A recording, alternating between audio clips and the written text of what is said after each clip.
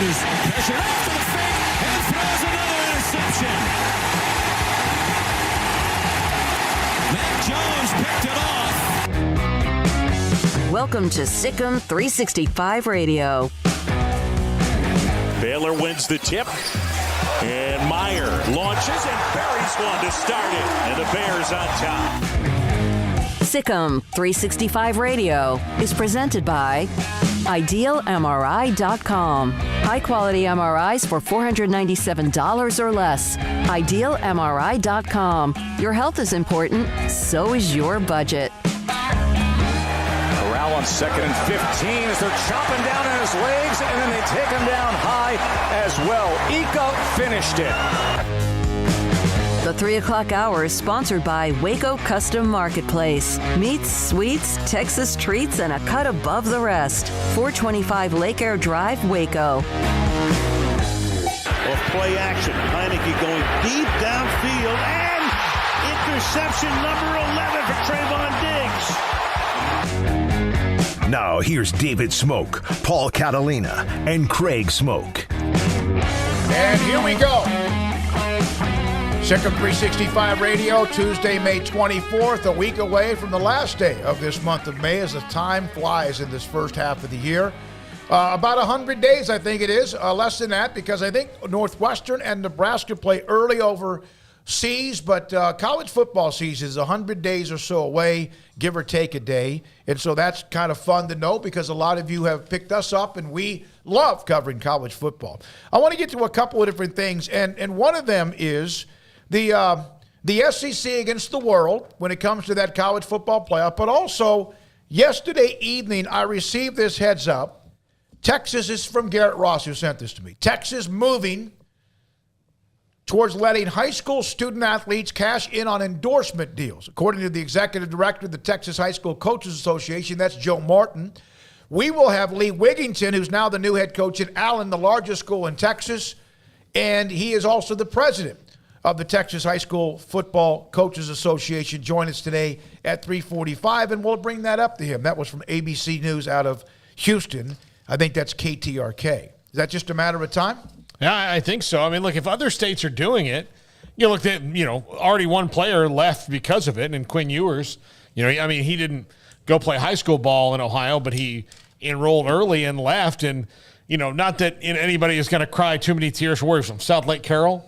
Yeah. No, nobody's really going to cry too many tears if they lose a guy every now and again because they're such a dynasty. But, other coaches don't want to lose their quarterback or their wide receiver or something to early enrollment if they can avoid it. Or if these guys can make money, they can let them make money. Are they going to make enough money, though, to compete with that kind of money they can make with NIL at a college or a university? I mean, here's the deal. South Lake Carroll's not the one that would lose a quarterback. Mm-hmm.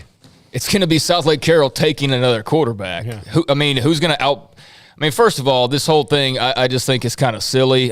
Good for these high school kids if they can make money, but what are we really talking about? We're talking about this is only going to lead to more tampering and more colleges using money to recruit players on an even deeper level, maybe even in some cases kind of old school, sending them to the schools of their choice, their high school pipelines. I don't see – how this is that great of an idea. Outside of Papa's Burger Shack giving the star wide receiver $100 to do the local TV commercial that 100 people are going to see. Good for them if they can get it. Again, we're not anti-money for athletes at all, but this to me isn't, oh wow, this presents open doors and new opportunities for high school athletes like it is for college athletes. This is to me just going to lead to the schools who have money or have backers just basically plucking kids from where they grew up and the communities they're actually from to come play for their super team in high school because there's already certain schools that we see that are just magically picking up incredible transfers in high school. Just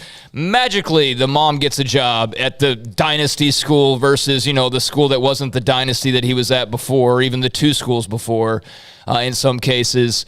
So I don't know, man. I think this is getting kind of ridiculous. Again, it's not anti-athlete, anti-making money, but what kind of money are we really talking about? Is that going to come from the local business? Why would they spend money for the local high school athlete? The car commercial, okay, but really, in the grand scheme of things, what difference is that making? How many people are really going to be swayed by a high school athlete outside of the 10 to 15 that we're probably talking about. Because, dude on midway wide receiver is not making big NIL money from anybody. Nobody on midway probably is, unless they're a 5-star recruit at some point at quarterback who's got offers from all over the country.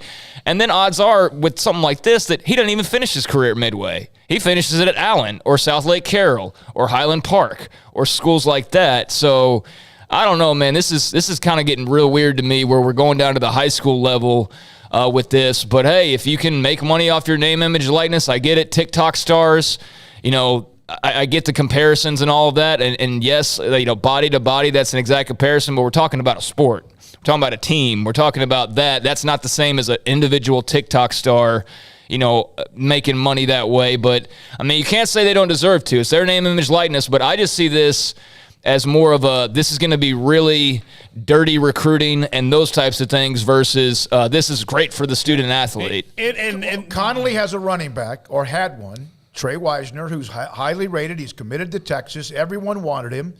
All of a sudden, he's now at DeSoto, which is a school that's loaded with great talent. A top 5 program in the state. And among the best in the country. And now he's at DeSoto. Now, he actually started his career, high school or late junior high, was in Dallas, moved to Mejia, went from Mejia to Connolly, from Connolly now to DeSoto.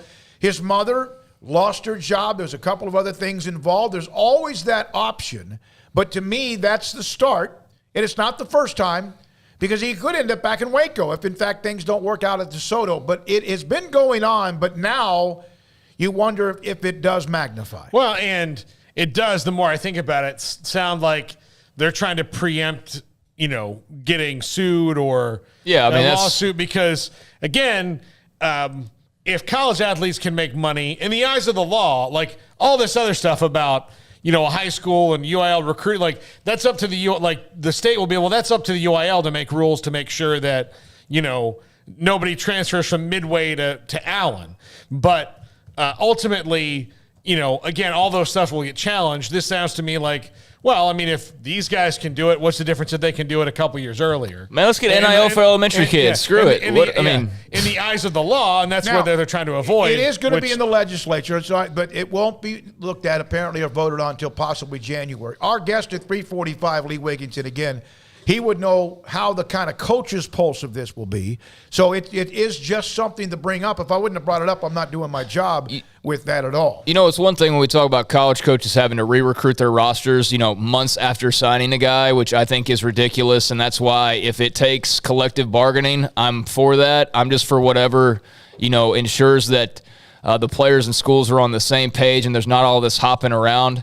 That's all I want to see. I hope plenty of guys make millions of dollars, even though we know it's really a select few. But we know there's many that can make tens of thousands and hundreds of thousands, and that's great. But we're talking about high school kids now, and I'm sure that can better a lot of families, better a lot of situations.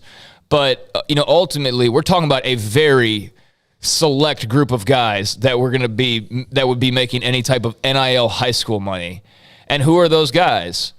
There might be the soccer player at a school in California who's 17 and has got a bunch of TikTok followers and Instagram followers, and maybe, Gatorade wants her to do something for a few thousand a year, or the local car dealership or whatever. Like, I'm cool with all that. Like, that's all good. I don't want to prevent anybody from making money, but I just think this has got disaster written all over it, in my opinion, as far as, people hopping from community to community, and it not being about, again, going back to, just the where you grew up and representing your school. Like, that used to be such a simple thing, but like money just takes over everything, I guess. And so, yeah, why not? But I think this is going to lead to the same schools, that benefit in college, being the same schools at the high school level that probably benefit as well. Your Allens and your South Lake Carrolls and those types. But I don't know what kind of real money there is out there, and I think the ones that would be making real money would be pretty much the same ones that are making money as high school recruits right now that are getting their NIL deals to sign with Tennessee or A&M or whoever you want to mention there. So,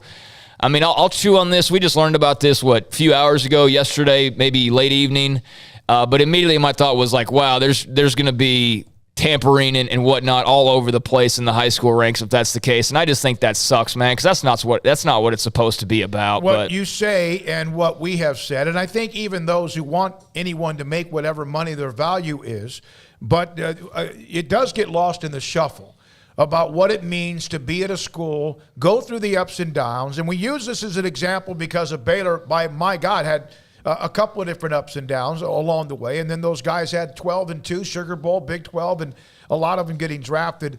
It all depends. What value is that to somebody? Maybe not immediately, but possibly down the road. And you wonder, and when you say that, yeah, but everyone should have a right to make money. All right, well, it's something to at least, and Craig, you pounded on that quite a bit, something to think about. You mean to tell me that if I was doing a midway post game, all of a sudden, there's a scenario, and this is so unlikely, so I understand this. You don't not do something because of the most extreme example. But in theory, and there's, again, just now really chewing on this, I'd have to pay a kid to do a post-game interview?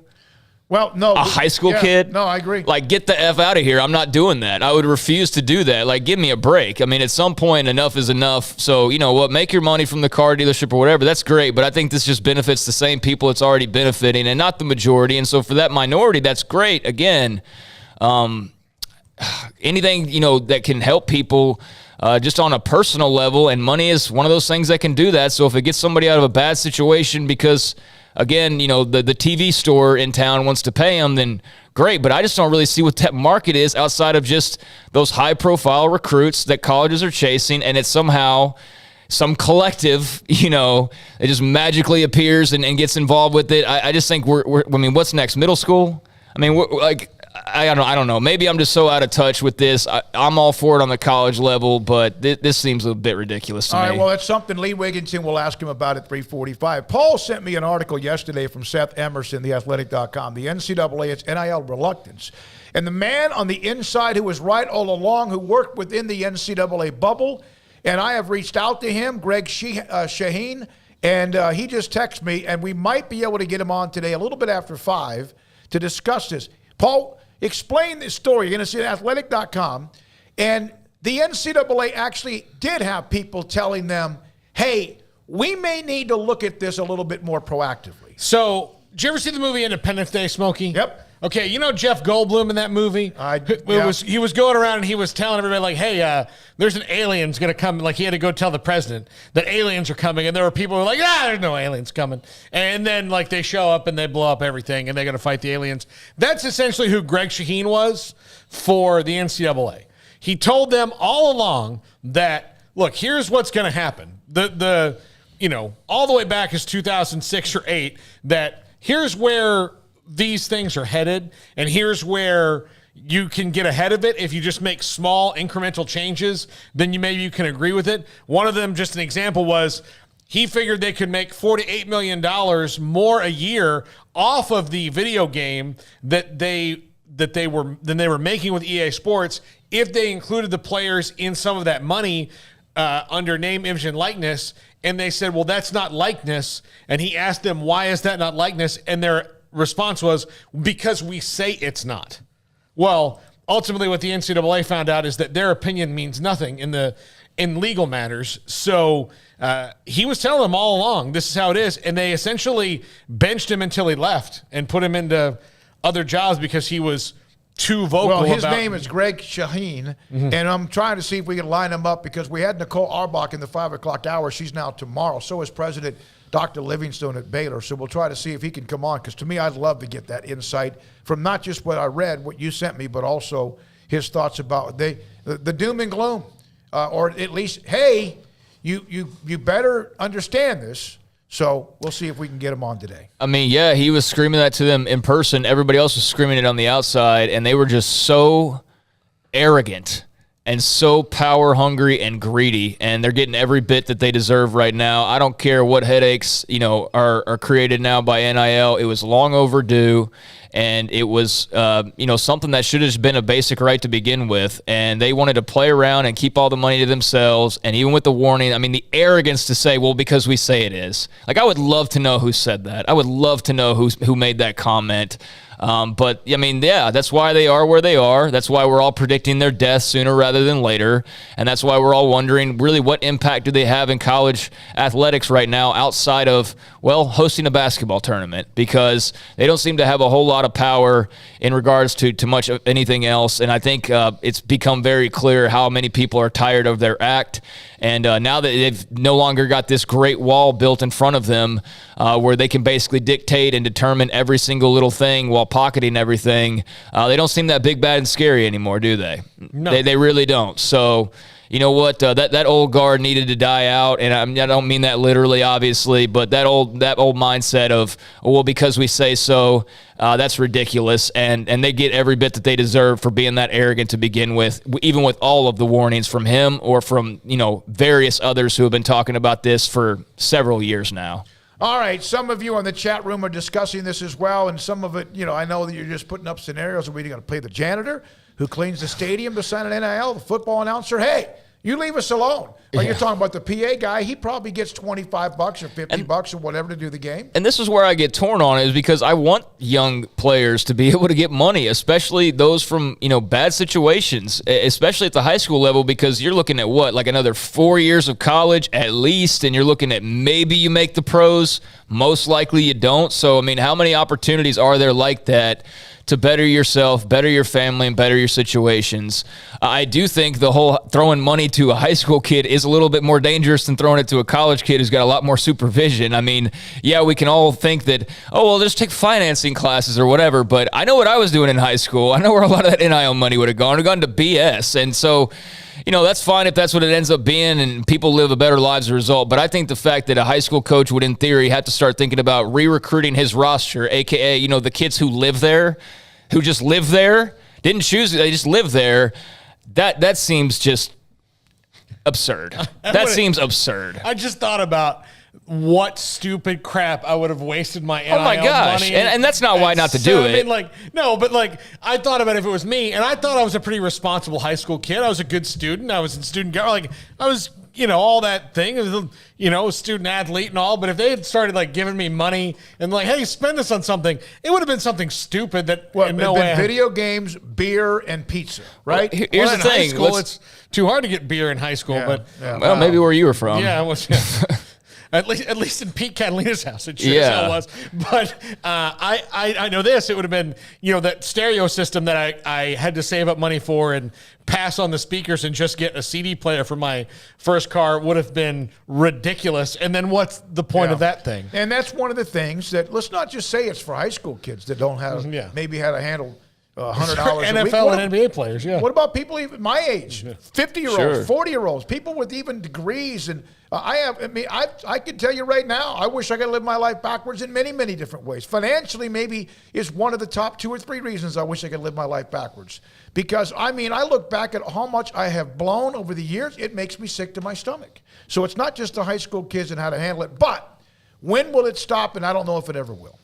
Yeah, I don't know if it ever will, because I think you just get lawsuit after lawsuit saying, well, why is this not legal, or why would this not be accepted? And so I don't know what the argument is. I don't think there is an argument for why you shouldn't be able to do it, but just because you can, should you?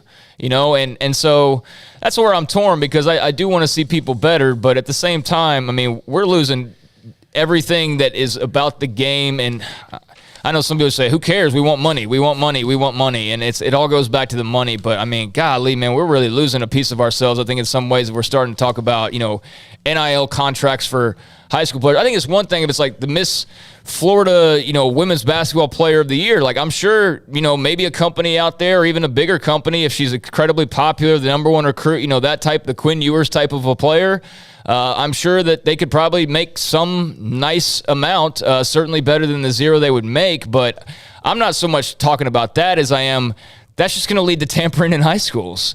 And, is that really what's healthy for younger people?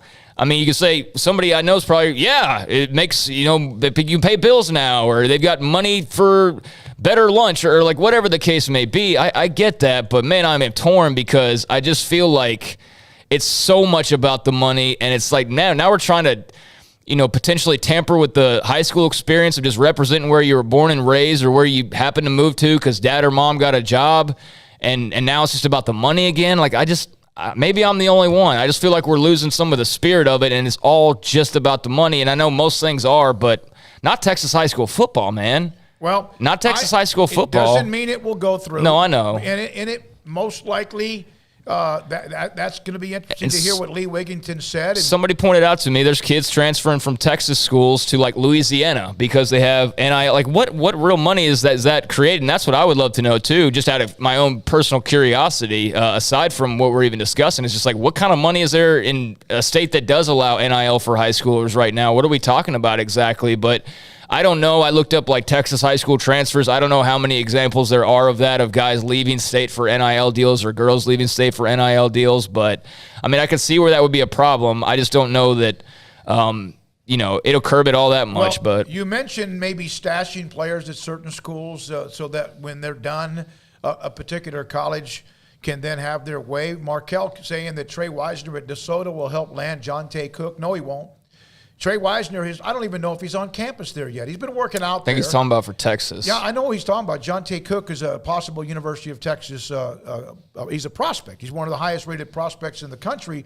But it's not going to be because of Trey Wisner. He's not from DeSoto. He's not entrenched in DeSoto. He's good. He's fantastic. And there's about 25 or 30 others like him at DeSoto, different positions. But I don't think, I'm just going to clarify, I don't think Trey Wisner helps land Cook to UT. UT will help land Cook based on what they offer him, based on who they are as well, no matter the struggles the last 10 or 12 years. But see, that's where the mind goes, and that's what bothers me. It's like, Trey Wisner goes to DeSoto, cool. I mean, I hate that he's had to move around so much during his high school career, but now we're talking about, it used to be, okay, we get Trey Wisner committed, and then when he's on campus or he's on his cell phone or whatever, he helps recruit this guy. But now it's almost like you could place guys in places. Well, they did that before with junior colleges. They did it before. I know. It was Oklahoma, and certain places were Texas. So you think that's going to be better for the sport ultimately? Because I don't, and maybe I'm wrong on that. But if that's what we're getting down to now, is like a guy being out of school now being able to get that guy. I don't know. Well, I don't know if that's going to work at the high school level because, again, Alabama can still recruit DeSoto, and so can Clemson and Georgia and Oklahoma and Baylor and among other schools as well. One of the things that's also brought up is that because, Daniel, hopefully the Texas legislature will amend the high school transfer rules that make it illegal to transfer for NIL purposes. I don't know if you could ever prove that, but it's also right now not legal to even transfer for athletic purposes. But, Daniel, and you and I know this, you're an Allen fan. I think that's who you love, and, of course, we'll have that coach on at 3:45. It's happening. I talk to coaches all the time, and there are ways – and there's sometimes it's shady as hell. But if you get somebody a job within the school district and it's legitimate and the district executive committee, in other words, I think it's the principals of the various schools in that 6, 7, 8, 10 team district, and they agree to it, it's cleared. Well, now, sometimes they get blowback. Duncanville got blowback for a young man. His dad used to play at Baylor, Black. He still played. They won the state championship. He was the tournament MVP, even though at times he was cleared. And then the UIL started to look into this. And that still might be one day at some point down the road taken away from them. Well, and look, if anybody is good at covering their tracks, like I can promise Craig Smoak an NIL deal that officially starts 8 months after he enrolls in school. So he didn't move for NIL. NIL just happened 8 months later. Yeah, but you can't move for, you're right. So you're right. And Texas is pretty damn tough when it comes to monitoring, even though it happens in this city and every city around this state, players are transferring constantly. I mean, just think about it happen. What about the quarterback that was at Bosqueville, Midway, and Connolly? 3 schools in 4 years, Webb.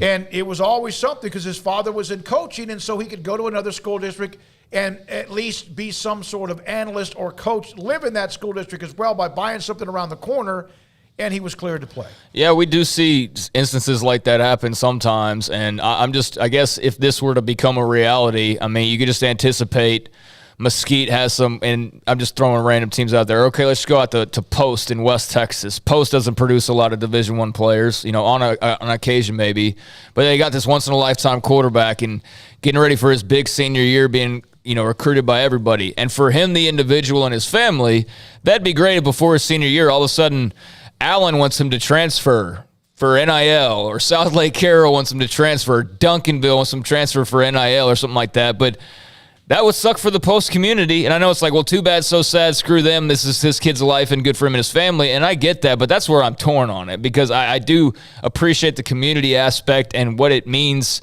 for a lot of people, and maybe not everybody. Maybe some guys need to get out of town. I don't know, but I just think that's getting into super silly territory, and I'm not for 1 second going to get involved in talking about NIL deals for high school athletes in terms of like tracking it like we're tracking these college players. I just have zero interest in doing that.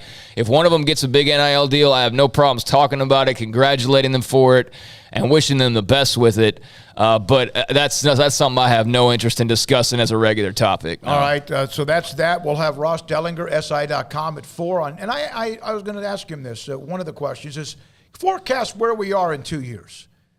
Forecast where we are in college football in 5 years. Forecast where we're going to be in 10 years. His thoughts, his own opinion, not so much what he reports, but also part of his opinion will be formed by people he talks to throughout the country as well. Tevin Reese, what's his nickname? Sweet Feet. Sweet Feet was a part of those Art Browse high-flying offensive teams. He was an incredible player. Again, we used this yesterday. He and Lake Seastrunk were underutilized in high school at Temple. He's going to be a high school offensive coordinator, a little school up north of us. It's a speed trap in Itasca, Texas. We'll have him on. And also look at Baylor and much more from his perspective. That's ironic. Yeah, a speed trap to a guy that was one of the fastest players in college football at the time. Craig's off the radar. John McClain, Hall of Fame now, another one because he was in the Texas Sports Hall of Fame Saturday night. Paul's Top 5. What's it on today? It is the future, the top 5 things when you see in the future of college football. All right. Also, Jack, put up, if you wouldn't mind, sir, and Garrett Ross is again running the mothership with Jack. The graphic, we heard yesterday or 2 days ago, oh my God, the SEC is going to have their own national championship. No, they're not. And I didn't think most SEC fans realize that's not happening. It doesn't mean we have to recognize it, even though they have been a part of what has been, like every year, somebody in the SEC playing for it or winning it, right? On occasion, there's been an exception. So here's a graphic from 2014 to 2021. And this is everybody from the SEC and what their semifinals, their 4, who they would have been since 14, based on the college football rankings when it all began in 2014. Alabama was would be a part of it 7 times. Okay, that seemed like that's about normal. Georgia 6 times, a little bit more than normal, even though they've been a part of the conversation, defending national champions. Florida and LSU 5. I mean, LSU can see them. Bam, bam, bam, bam. 4 years in a row, 5 years in a row. No, 4 years in a row. Also, Auburn and Ole Miss 3 times, including Ole Miss last year, who lost to Baylor in the Sugar Bowl. And then Arkansas, A&M, and Mississippi State 1 time Good Lord. A&M would just been 1 playoff? Yeah, and it would have been 2 years ago when they had a pretty good argument in the COVID year of 2020. Ole Miss actually, again, would be in it 3 different times. What that shows is who would have been in it had they had their own national title or they had expanded their conference to semifinals and rather just the championship game.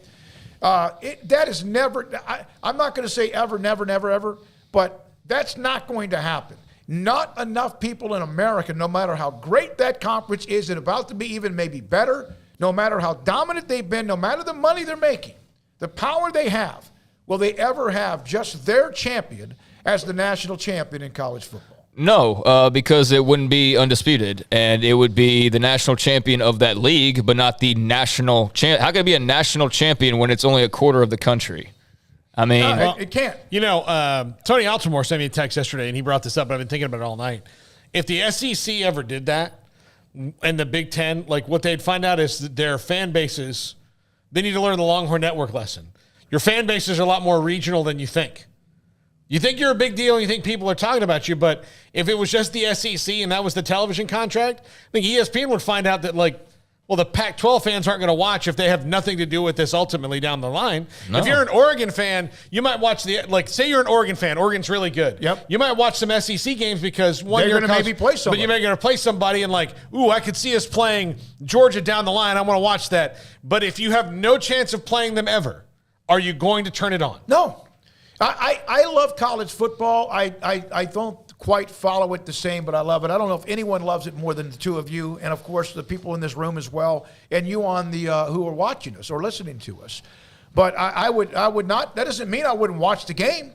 That doesn't mean I wouldn't want to watch Alabama, Georgia, LSU, whoever it is, A&M, whoever's in the game. I love college football. But it would be no different than just having a mega conference champion. It would not be in any way a national title to at least claim. Only way you could claim it to be a national championship would be if you somehow had a league much bigger than the 16 you're planning on, and somehow that included Southern Cal and Oregon and Michigan and Ohio State, and you created the Super Duper Conference. Then you could at least make some claim about a national champion. But when everybody's residing in the same part of the country, that is not a national champion. That is the SEC champion. That's what that is, and nothing else, no matter what they would want to call it or whatever. So, I mean, again, I think Greg Sankey said what he said.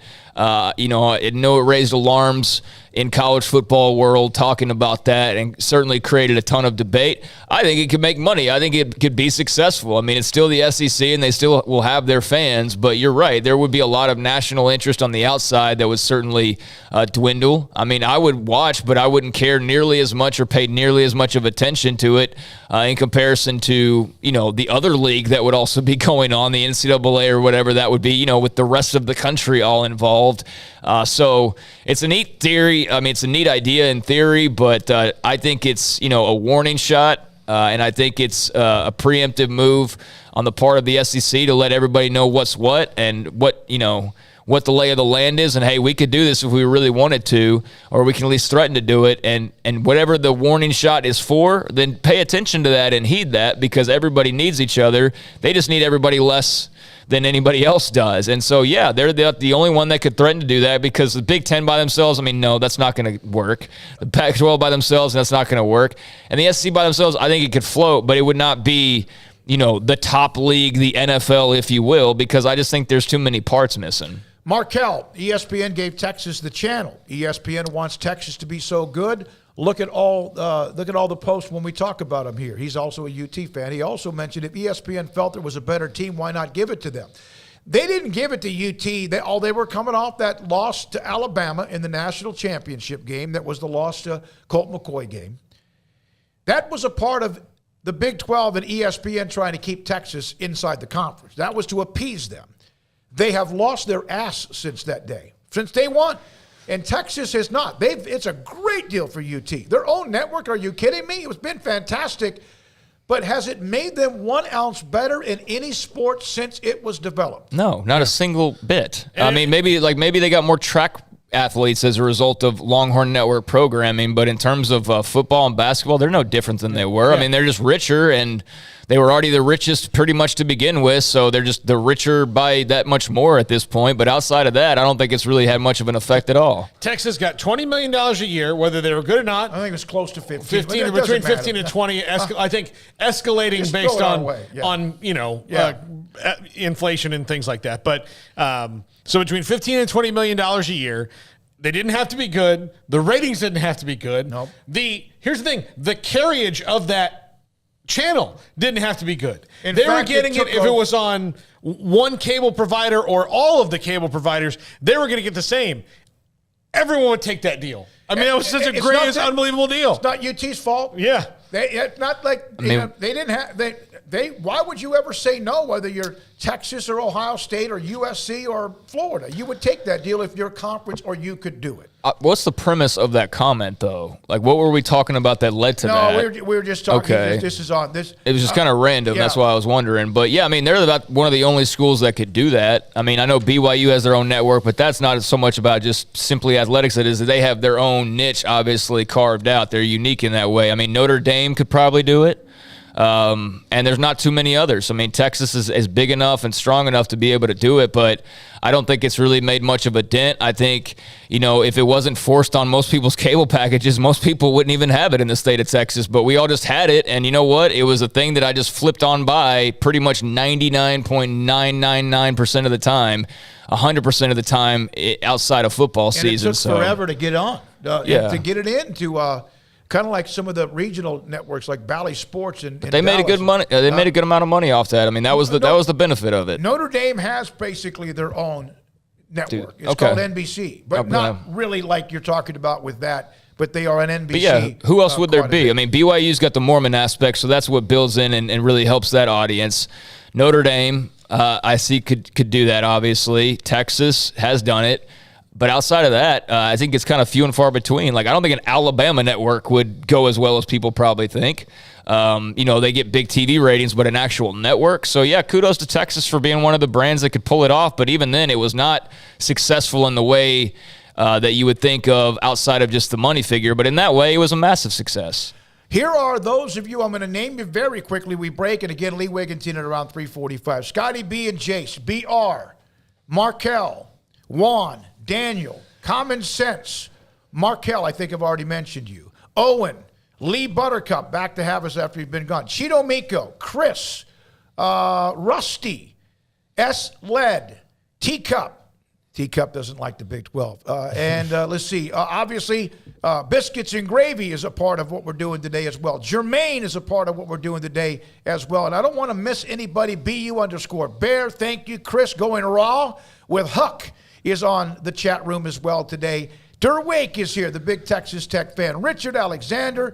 Paula is on it as well. JP, all of you. I've tried to get everybody. Martin77, Marcus Emmert, Bobby B, and also one more, Chris Nelson. Thank you for being a part of it. And Drew Threet, a USC fan as well, is now in the chat, as is Clint Moses and Brandon Avance. It might be a good time to mention that our app is being worked on. And no idea, it's out of our control as to when that will be fixed. So hopefully sooner rather than later, but we'll keep y'all updated on that. So for the meantime, just you can go on Sikkim365.com, even if you're not a member, and you can click listen live. I believe that'll work. And if not, YouTube obviously. But yeah, the app's a work in progress as far as rebooting it or redoing it and relaunching it. So. From Biscuits and Gravy, no, Craig, I'm glad you brought that up. And there is a link that's live, and it's kind of in and out.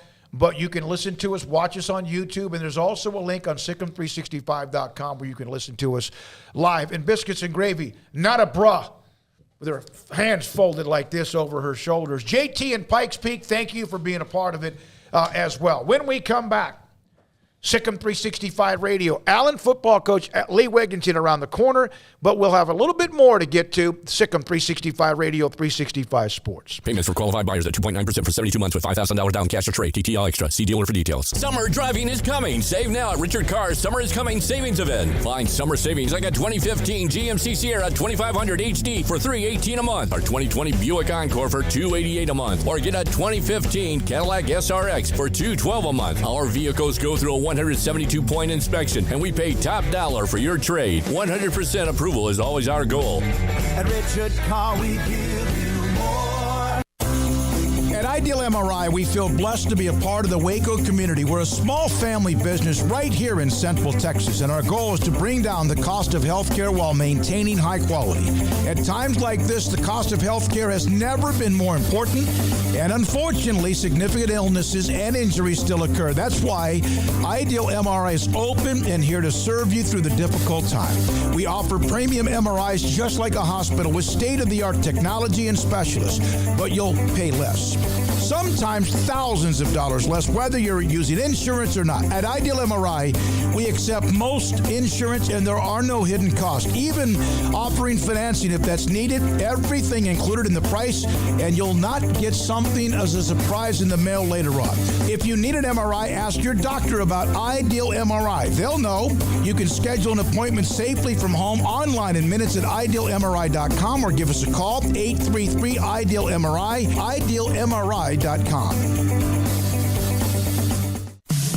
In the market for a quality metal building? Since 1943, Pioneer Steel & Pipe has helped Central Texas residential and commercial customers with metal building design, panel options, building components, and trim options. Pioneer Steel & Pipe's residential line is energy efficient, offers low maintenance, reduces insurance payments, is impact resistant, and carries up to a 45-year limited warranty. In addition, they can also help you find a metal building contractor for your project. Pioneer Steel & Pipe with locations in Waco and Bryan and at pioneersboys.com.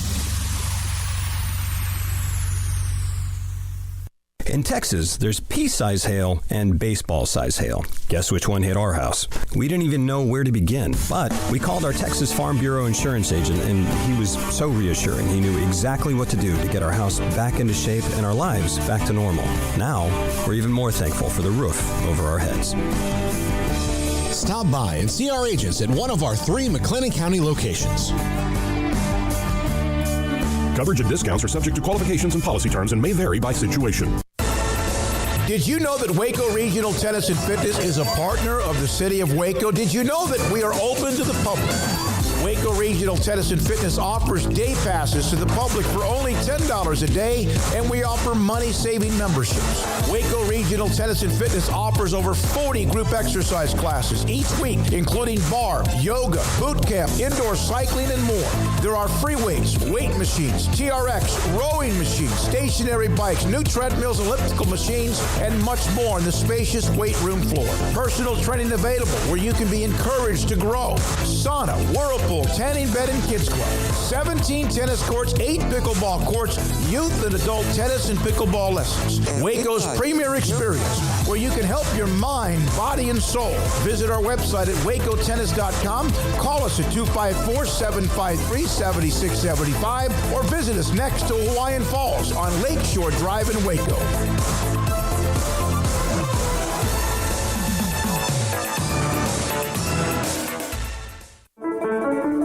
One size fits all. That may be all right for an adjustable belt or cheap sunglasses, but when it comes to your financial needs, no one wants a one-size-fits-all strategy. Cam Heathcott, your Edward Jones financial advisor, knows that his most important goals are yours. That's why he takes the time to understand your needs, knowing you. That's how Edward Jones makes sense of investing. Cam Heathcott, covering Conroe and Houston, 936-756-7717 or cam.heathcott at edwardjones.com. Edward Jones, member SIPC. Welcome back to Sikkim 365 Radio. Have you subscribed to our YouTube channel? Search 365 Sports on YouTube. Always something, right? In college football, college sports, there's always something that makes it great. Lee Wiginton will join us here momentarily. This is Craig, do you have the story about the Timberwolves signing the guy from Denver? Is that one of your off the radars today? No. All right. Tim Connolly has been the president of the Denver Nuggets. The Minnesota Timberwolves just gave him a 5-year deal, $40 million. This is not really even a general manager. This is going to be a guy that runs whatever they do. 5 years, $40 million contract. He's been the basketball operations director with the Denver Nuggets. Here's the other kicker, and we're starting to see this. I'm not sure who else got this deal. Maybe, you guys can help me out here. Patrick Mahomes. Connolly will also get ownership stake as part of his new contract. I'm sure there are ways to get to that. It may be 0.5% initially, and it could get up to more than that based on the success of Minnesota. But how about that as we're starting to see that creep into contracts, not just with administrators, but players as well, where they're getting a piece of the franchise as well?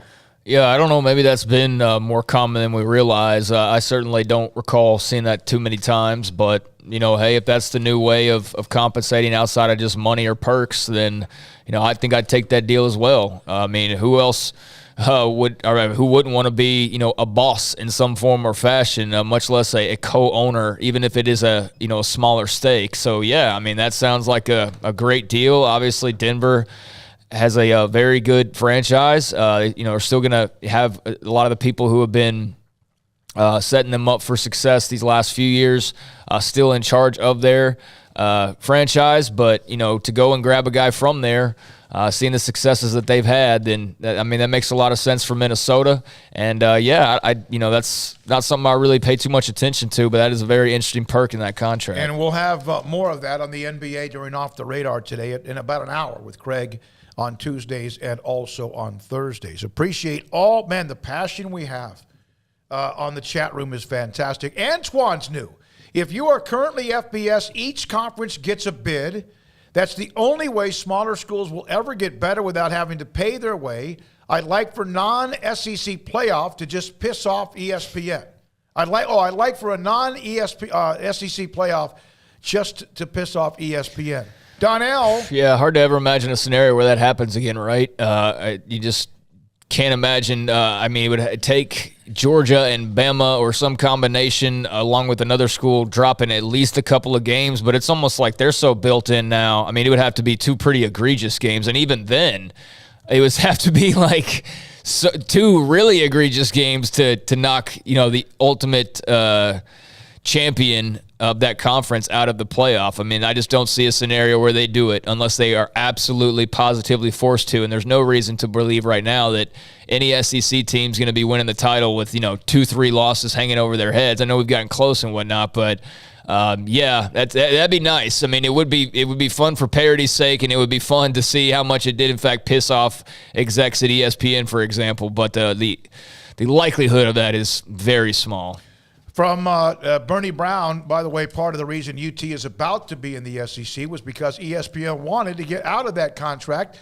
And by the way, UT won't lose any money over this. They're going to get even more. Yeah. That the Longhorn Network, as we mentioned before, will dissolve into the SEC. The question is, will they keep a bureau in Austin for those schools who are in Louisiana, Arkansas, and also Missouri and Texas and Oklahoma? And that's all great. Money's never been the issue, though. No. That's not the issue. The only difference now is they can just go actually use it publicly out in the open for players and whatnot versus the way that it used to be done. But, yeah, money's never been the issue or the problem for why they haven't won as much as you would like. Martin77, thanks for the super chat, sir. Thank you, big USC fan on our chat room in Sikkim 365 Radio. We have the president of the Texas High School Coaches Association and now the head coach at Allen High School, the largest school in Texas, Lee Wiginton. We've known him since he was the coach at Mejia, even as on staff at Bosqueville, among others. He's been at Midlothian Heritage High School, joins us on Sikkim 365 Radio. I know that this seems to be a move that most coaches would love to be the head coach at Allen. How difficult, Lee, was this decision? Oh, you guys know me, so I'm just going to tell you that when you started asking that question, chills started going up and down my spine again because it was the hardest decision that I've ever even considered. And like you said, to most people in this profession, it's an absolute no-brainer. Well, I can tell you it wasn't a no-brainer to me, and it wasn't a no-brainer because when you get in this profession, you don't get into it because of those things. You get into it because you love relationships, you love kids, you love the people you work with, you love the people you work for, and when you're in a place for 12 and a half years and you start thinking about that and that possibly coming to an end, you can't just make it a no-brainer. There's real emotion involved. So yeah, it was tough just from that aspect. Yeah, you were the only coach that Heritage has ever had. I mean, you started. That was your job. That's rare in the business. No, that's not true. I'm the only head football coach that's played there. I'm not the only coach that's played there. This place was not designed or put together by one person. There's a whole lot of people involved in that, but I have been here since the school opened for sure. So the expectations at Allen, would you compare them to the expectations Nick Saban has at Alabama? Maybe. I don't know. I really don't get caught up into that end of it. What I get caught up into is that whatever those expectations are, they frail in comparison to the expectations that I put on myself. I would think they probably want the absolute best. I expect, they probably think that the best means to win it all every year. You step on the field, you're expected to win every game. And that's the baseline expectations I have for a program, right? What ours are going to be is that's the expectations you have as a coach. That's what I have as a coach when I wake up. Every year I've done it. That's been the expectation. Then the expectation to follow that up is better be creating the best people we can create. We better be loving these people we work with, we're able to be with. We better be shaping their lives to help make their life after high school better on top of those expectations that people just want to look at a scoreboard. So whatever the things that you talk about a score, that's where the expectations start in my world. And then they climb up from there. Now, Lee, since I found out we were having you on the show, I've been thinking about back to our days when I was calling the Mejia games and you were the Mejia head coach, and a couple of things stick out to me. Can you, at this level, like you did in a couple games, on 4th and 11 from the 2-yard line, your own 2-yard line, go for it? Yeah. Well, what you got to understand is things that I've done at any level don't always make sense. But what I'll also tell you is that I believe that this, calling this game is a game of feel. Analytics are huge to me.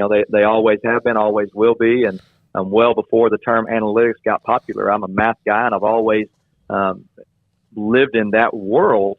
But then there's also, I think that the problem with those that live and die by analytics is you take some feel out of the game. And I said, sometimes, there's just going to be a feel, and you just got to. I've always coached in a world of when I have that feel, then you trust it, and sometimes it might seem like it worked out luckily for you, and then sometimes it's the dumbest thing that's ever happened. But you got to accept it both ways.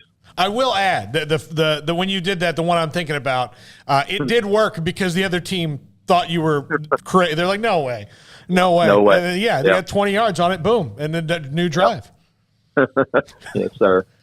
Lee, John King, who, of course, is an incredible friend of yours. You're now the president of the Texas High School Coach Association. Of course, I've known John for the time he was assistant coach under Pat Collins at Longview. He couldn't resist. He told me that you're somebody that everything has to be pretty much in order, that everything has to be ready, focused or whatever. But he did want me to ask you about a couple of different meetings. when even the man who has a plan maybe even got a little bit out of whack, he could not resist telling me that. No, I bet he couldn't. But you said that I was president. He's the president. I'm president-elect, so I'll be following in his footsteps, which is a tremendous honor. But yes, sir, and he won't let me live that down. And yes, that happened and was embarrassing. And so what happened was there was a meeting that we had, and somehow it slipped my mind, and I'm out working in the yard. So I'm doing some yard work. I'm in my yard work attire, and I got a call and said, "Come into the meeting." I come in to get a drink of water. Is what happened. The phone's inside. I come in to get a drink of water, and the phone's ringing. I pick it up, and they said, "Are you coming to the meeting?" I said, "Coming to the meeting." "Oh yeah, I'm coming up there tomorrow." He said, "No, today." I said, "Today? When?" "Right now."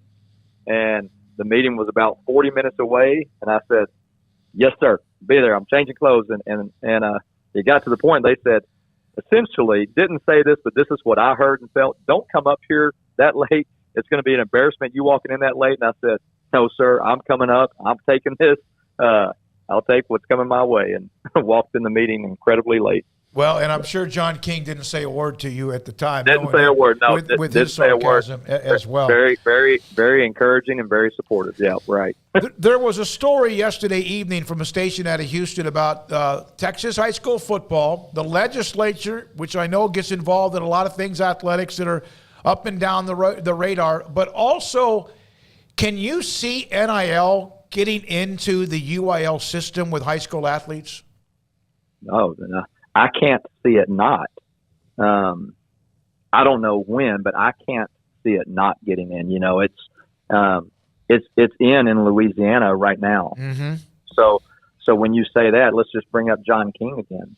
Okay, so now all of a sudden you're that close to Louisiana, and you've got this kid, and they're over there able to throw money at him, and you're talking.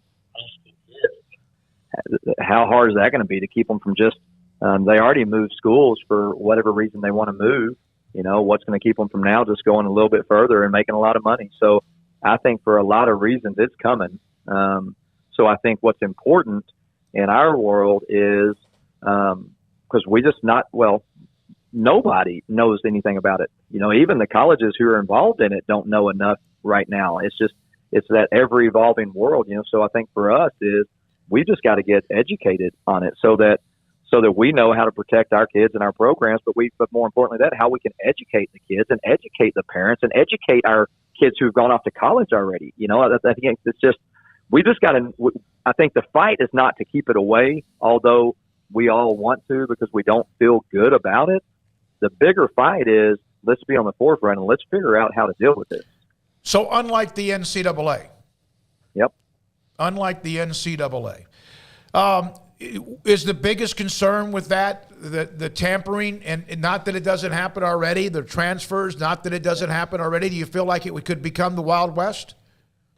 Yeah, yes, that's definitely the biggest concern. You have, you could go two angles. Let's say you have this school that has the ability to have a lot of money, maybe, and you're able to wine and dine some people to get them to move over there.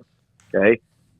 Or the worst case, and they're all bad, but the worst case of that is you get what we'd refer to as street agents, right? You get these people that maybe have no one's best interest in mind, and they're going up to people and giving them money and saying, hey, I want you to come over here.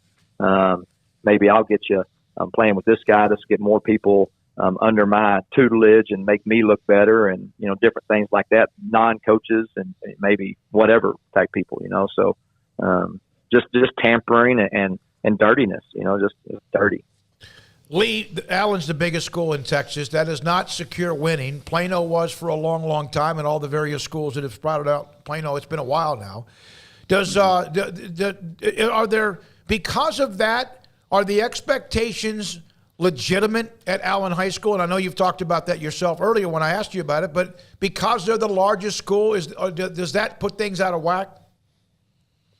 In terms of the expectations of winning, no, I don't think so. I mean, I think when you talk Allen, and you can go, and you guys know that I've been at every level, so I'll just say, I mean, you can talk. You say, let's say South Lake, let's say Westlake, let's say North Shore, let's say Duncanville. Okay, now let's go Highland Park, let's go Aledo. You just go on and on and on, and in our district last year, you have Stephenville, and you have Carthage, and you have Gilmer, and you have all these schools that they expect to win it all every year.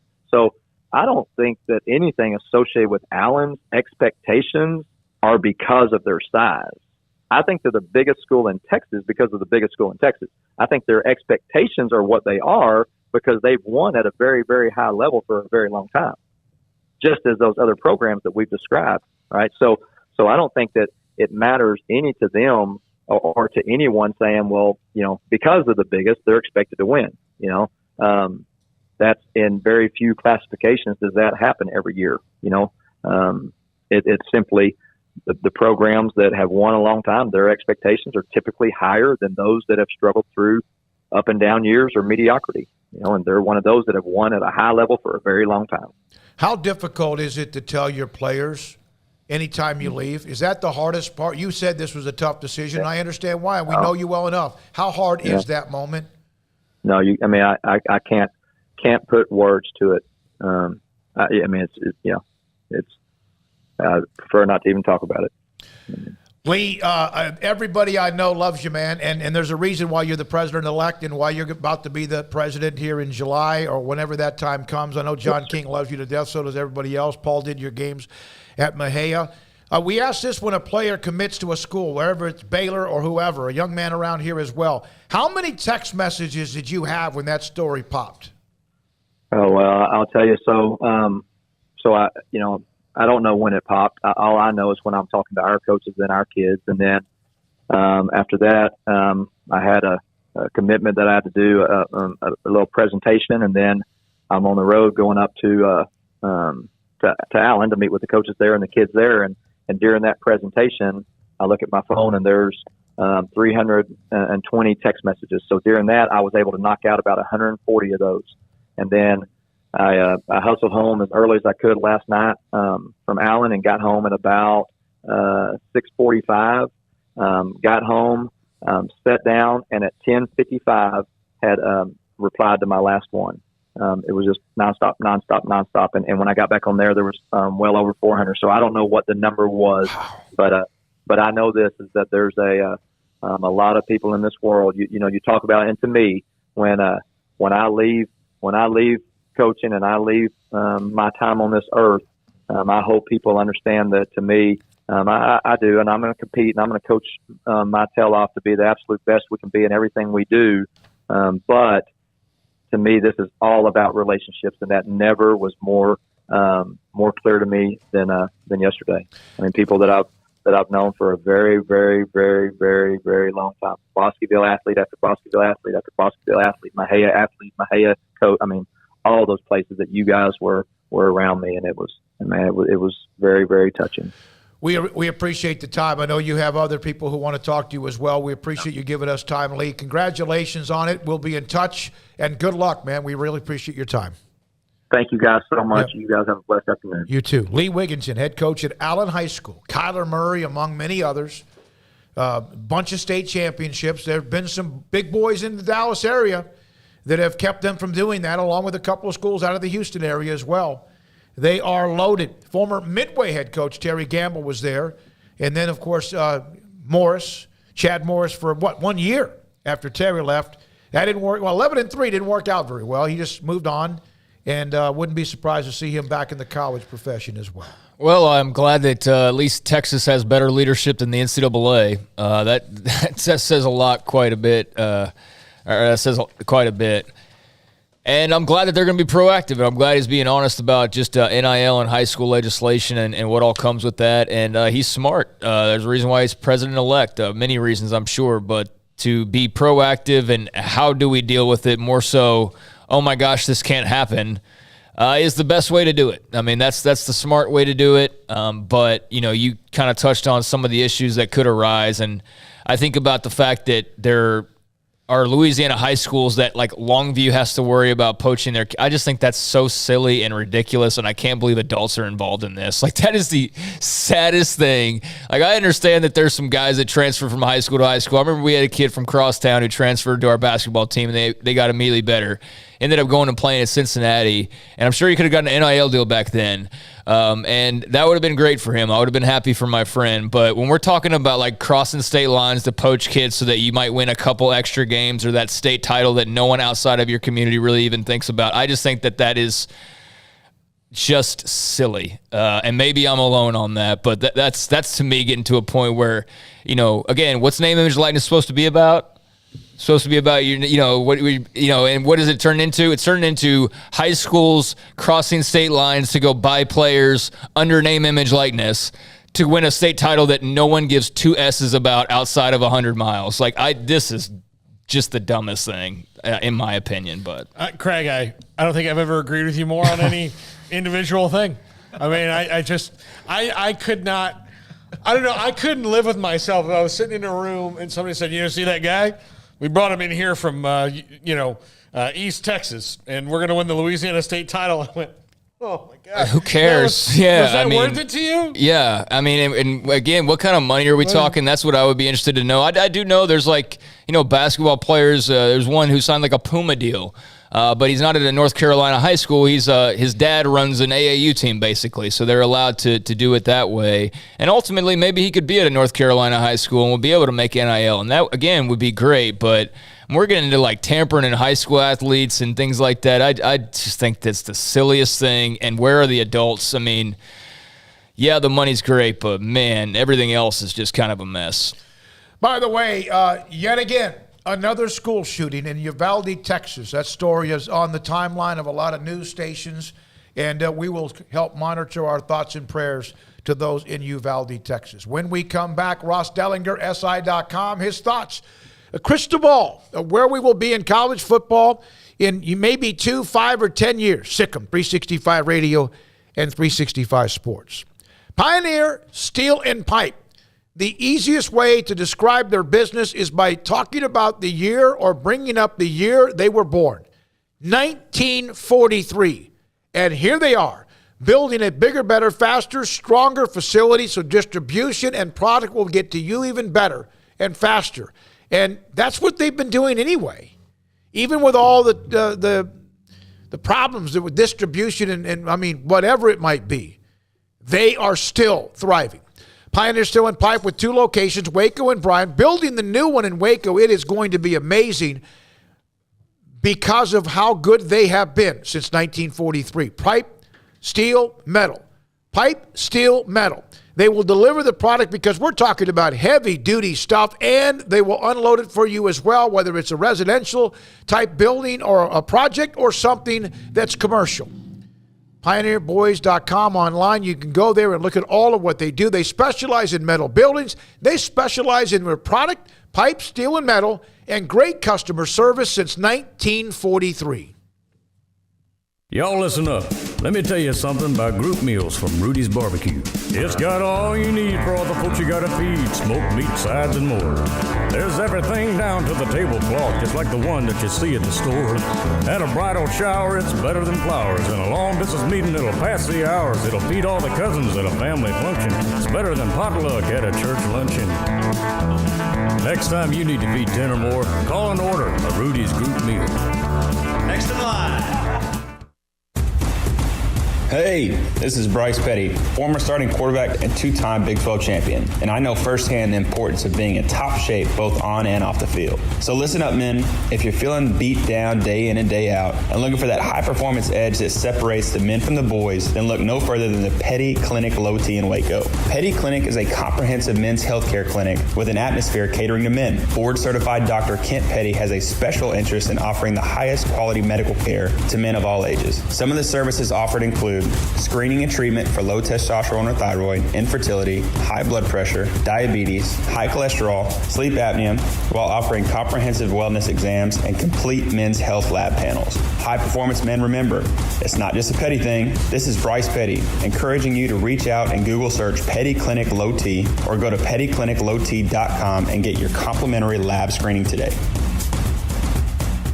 With so many companies and policies out there, it gets so confusing shopping for insurance, and I never know if I'm getting the policy that's right for me. Luckily, I met the team at the Niche Group Insurance Agency. With the Niche Group, you can go to one company and get access to coverage options from many insurance carriers, and you get to speak to a real person about your specific coverage needs. With the Niche Group, I know I'm getting the right coverage at the right price. If you need insurance, talk to the experts at the Niche Group at 1-800-258-8302. Do you or your kids get nervous about going to the dentist? Stonewood Dental, Dr. Steve Childress, he can help. I've spent a career taking care of patients who as children had bad experiences, and now they're adults that hate going to the dentist. If I get a kid at 3 years old and they come every 6 months and it's a happy experience, it's normal for them. Now they have an accident at 6 or 7 or 8 at school. Now they have a broken tooth or a trauma, and they have to come here. They're used to lights, they're used to water in their mouth, they're used to experience, they already trust us. It's amazing what we can do with that kid without it being a negative thing.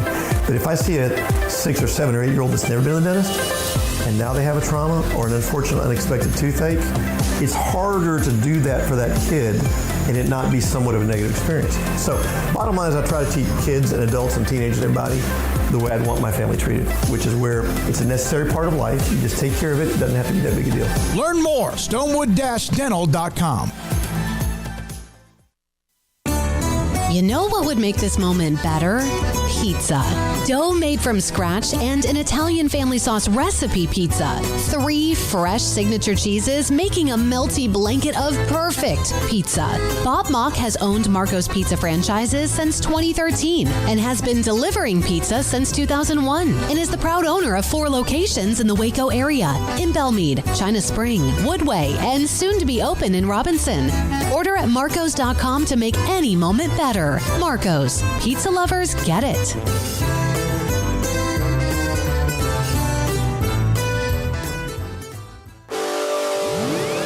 Welcome back to Sikkim 365 Radio. Holtmeyer batted and intercepted. And it's Wolcott bringing it back. Could he? Wire to wire, Sikkim Bears. How about it? The 4 o'clock hour is sponsored by Boozer's Jewelers, the wedding ring store, specializing in custom jewelry and repair, all in-house.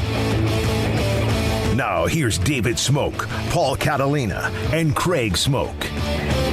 Right now, one of the greatest jobs in covering sports is a college football writer, because just wait a day or two, and then all of a sudden you have Nick Saban and Jimbo Fisher going at each other's throats, but there's always something, and one of the very best at covering then, Ross Dellinger of SI.com joins us. He's been on the show many, many times before. Ross, it never ends, does it? There's always something. Always something indeed. It's no off season any longer in college football. Where do you think we will be as college football itself in 5 years? Will some of this just kind of calm down? Will it get better? And I'm not saying it's bad, but Do you feel like, where are we going to be, you think, in 5 years? It's a tough one. I think that we certainly will be looking at a different structure to the NCAA governance and in football, college football governance in general. I think within a matter of months, you'll see pretty significant changes from the Transformation Committee. Seeing some of their concepts and such leak out a little bit. I think lately you've seen a lot of pretty high profile athletic administrators talk about, FBS football, the 130 FBS teams splitting off and kind of being governed by a different entity than the NCAA. And that feels like the first step in kind of an incremental journey to the end of the road, which feels like some kind of professionalized college sports, college football specifically. So that's where I think we're going to be. I don't know that we get to the end of the road in 5 years, but we're going to be, we're taking incremental steps to that end. Ross, do you see any like these kind of doomsday scenarios that are thrown out there of Super Conference or the SEC doing their own title game? Is that more just positioning so that other things move than it would be actual plans? Yeah, I don't really see that happening. That's something that's kind of been honestly floated out just for a while now into the ether by maybe a few SEC folks just hoping to maybe speak it into some kind of existence or using it as some kind of threat to, like you said, get maybe playoff stuff moving. I don't buy into that at all. I think ESPN story yesterday is one that a lot of us could have written the last year or so because we've heard similar things, but I don't think it's serious at all. I don't think it's something that any of us need to really take seriously. Down the road, it'll be interesting to watch as the gaps widen between the SEC and Big Ten and everybody else, and even further between the top 10 to 12 to 15 teams and everybody else. There's something to watch there for sure. Hey, Ross, I don't know if you heard about this whole Jimbo Saban thing that happened a few days ago, but I'm sure I'm like the 100th person to ask you, but since we have you, what are your thoughts on what went down last week and subsequently, just how entertaining that was, but also just kind of how curious it was, the comments from both parties, and what were your thoughts on that?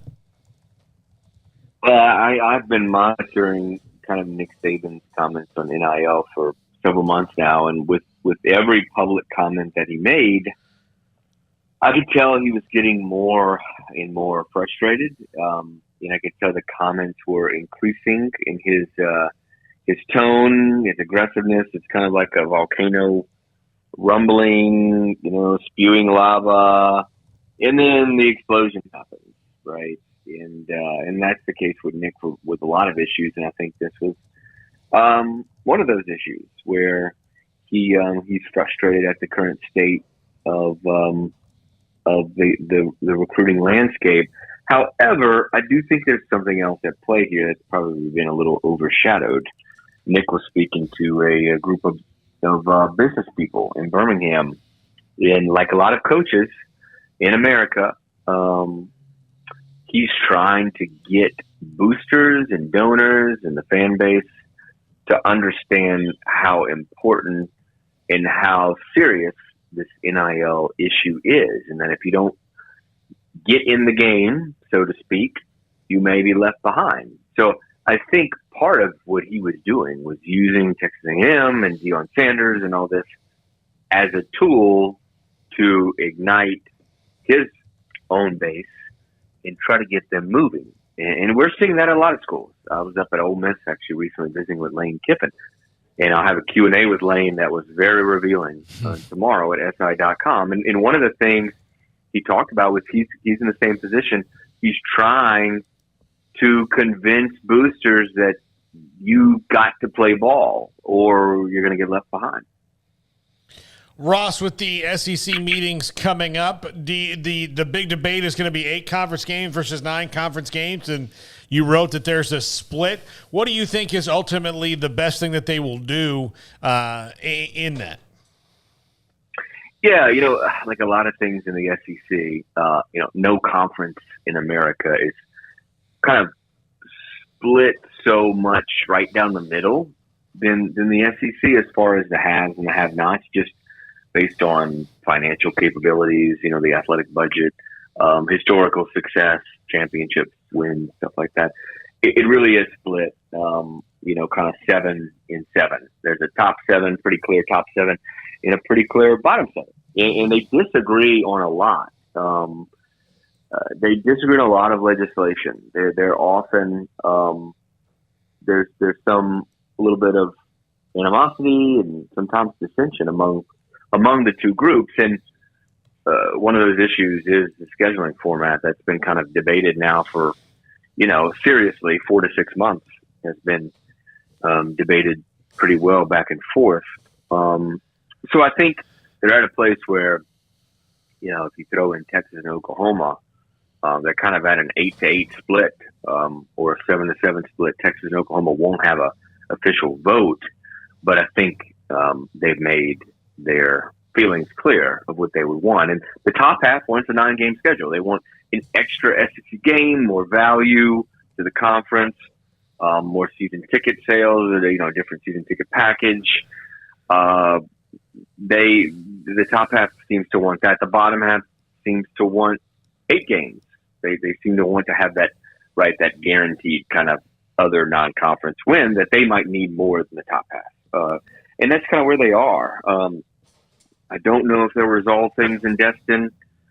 I'm thinking at some point this summer, certainly by the end of the calendar year, they'll need to have some kind of solution.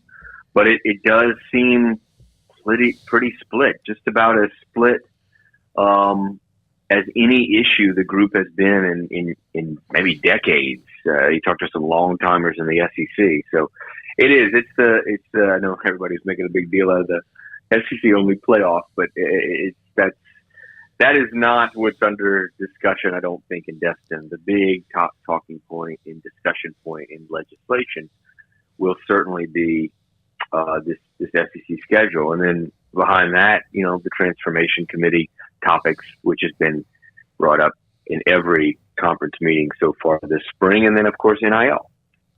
Ross said the SEC has always been kind of in a lot of ways like the NFL. It's parity. I'm talking about money. All conferences eventually split up the money pretty much equally, although the Big 12 didn't do that for a long time. Is this something like this or the new addition and how they go about the future? They've always protected each other, even if Jimbo and Nick Saban are having their cat fight. Is there something that might keep that from happening down the road, that the SEC, no matter if you're Vanderbilt, Alabama, Georgia, Florida, or Mississippi State, maybe there's a cracking point, a breaking point? Yeah, and, again, probably more than any other conference, there's such a delineation, like a dividing line, but in the SEC of, and it's mostly on revenue generating lines. Sure, you could see down the road, and I know some other leagues, you mentioned the Big 12, and I wonder if the Pac-12 will eventually do this too to protect some of their big brands, right? Like Oregon and USC, if they will distribute more to those schools.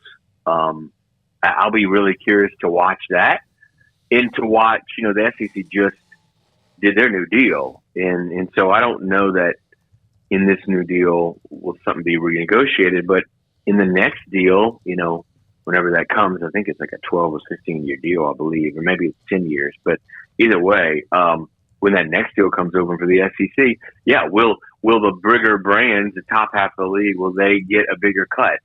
I don't know. It's hard for me to see that now because, as you said, they have protected each other, and actually they hire each other. So there's a lot of ADs in the top half of the league that have previously been at schools in the bottom half of the league. I can think of at least a couple. And so they kind of know how it is. So they do protect each other, and it's certainly hard to see that happening anytime soon. But who knows? We're certainly heading, as I mentioned earlier, for a model that's greatly different in college football, and maybe that would mean like the big, powers, the top 15, top 20, of teams, which there's probably half of those in the SEC. There's maybe the other third in the Big Ten, and then 3 or 4 across the other parts of the country. Maybe they do get a bigger cut in their respective leagues, or maybe they all come together, which has been talked about quite a bit over the last year or so. Is this the most anticipated SEC or conference meetings you can imagine coming up? Yeah, probably so, especially given the drama that unfolded with Jimbo and Nick. I mean, they'll both be there. All the coaches will be there. The athletic directors will be there. Ross Bjork of A&M and Greg Byrne of Alabama. So there'll probably be a little drama. I wish we were able to attend the actual meetings in the conference rooms instead of lurking in the lobby. But it'll be probably some drama, and I think that if I had to guess, Greg Sankey will probably make sure that the ADs and the coaches act appropriately, especially in front of the media, and stop the war of words. Ross, thank you as always, man, for being a part of our show. You're on with us a lot, and we appreciate it. No problem. Ross Dellinger, he is with SI.com. He covers the hell out of college athletics, not just football, but mainly football. Does a great job with it. And that thing in Destin will be a must deal. Would be anyway. Yeah, I think it's going to get too hyped up before we get there. Because run out of gas? Yeah, because you've already – I mean, Jimbo had his little local reporter talk, but outside of that, I mean, Saban's pretty much backed away from saying too much, and it was funny to see Alabama get a former A&M commit today. So – just that keeps throwing a little gasoline on it. But, yeah, I mean, I'm sure Lane Kiffin there will be plenty of guys entertaining to listen to. But in terms of Saban versus Jimbo, like it's some sort of showdown, I don't think we're going to get our popcorn's worth on that in Destin. By the way, I know this is kind of a lame joke, but the quarterback's name is Eli Holstein. And for the school that studies cows so much, not to get a guy named Holstein. I mean, you can't, Yeah, no, that I saw the name, and I said scene. That's as much Alabama as a quarterback you can get. Of course, Eli Manning went to Ole Miss. And you wonder now, what does that mean for Arch Manning? Is it Georgia versus Texas on the recruiting front as well? And Alabama said, hey, listen, we got our guy, we're moving on. And they have 3 years in a row now had one of the top quarterbacks. It's not like every year, but 3 years in a row they've had one of the top quarterbacks in the country commit to them, including Bryce Young. And then last year, I forgot the name. But they got somebody last year as well, the class of 2022. When we come back, we'll have eventually Craig's off the radar in about 25 minutes. His name is Tevin Reese. His nickname is Sweet Feet. He's been at Temple High School on staff there. He's about to be an offensive coordinator at a small school north of here at Itasca. Just kind of his coaching career, this opportunity for him. Wonder what offense he's going to run. And, of course, his memories of Baylor, Sikkim 365 Radio and 365 Sports. The number one cigar in the world, Padron 1964, the Natural Torpedo. You can find that inside the 48-foot walk-in humidor at Dunn's Humidor and Coffee Beans in the Town West Shopping Center off Valley Mills in Waco. Macanudo, Ashton, Rocky Patel, Romeo and Julieta, CAO, Cohiba. They're there. Those brands, great brands, are there at Don's Humidor and Coffee Beans. They have fresh coffee beans available, big packs of them, and you grind them there for you when you're there, or you could take them home with you as well. Plus, they have the Vita Dreams. It's a product that helps you fall asleep a lot easier and more relaxed at night. If, in fact, you continue to have problems, you toss and turn because of just whatever reason, and sometimes it's because of finances, personal, job-related, too much on your mind, whatever it might be, stress. That will help you out. Vita Dreams. Ask Carol, Ashley, and Cheyenne about that. They are there. They are great at Don's Humidor and Coffee Beans, Town West Shopping Center, Valley Mills in Waco. At Allen Samuels, we're bringing great savings during the Memorial Day sales event on the award-winning year-after-year new 2022 Ram 1500. Get up to $7,000 in total values or $2,500 bonus cash and 0% for 60 months. These great deals are for a limited time only at Allen Samuels in Waco. First responders get $500 extra cash. Come shop the huge new car and truck inventory today. How did Edward Jones become one of the biggest financial service companies in the world? By not acting that way. Financial strategies, one-on-one advice, it's a big difference. And that's why Brad Wilson, your Edward Jones financial advisor, makes sense of investing. Experience the difference for yourself. Brad Wilson, 250 Sharon Drive in Woodway, 254-776-4337. Edward Jones, member SIPC. From the first workout to the last practice, sports is an incredible challenge. Hi, this is Dan Engel with the First National Bank of Central Texas, and we're proud to support each athlete, every parent, and our educators. From families, small businesses, to the biggest industry, we're here to help. With remarkable products like instant issue debit cards free at all of our banking centers, we've got banking ideas that fuel big dreams. The First National Bank of Central Texas. Familiar faces making local decisions. Member FDIC, Equal Housing Lender.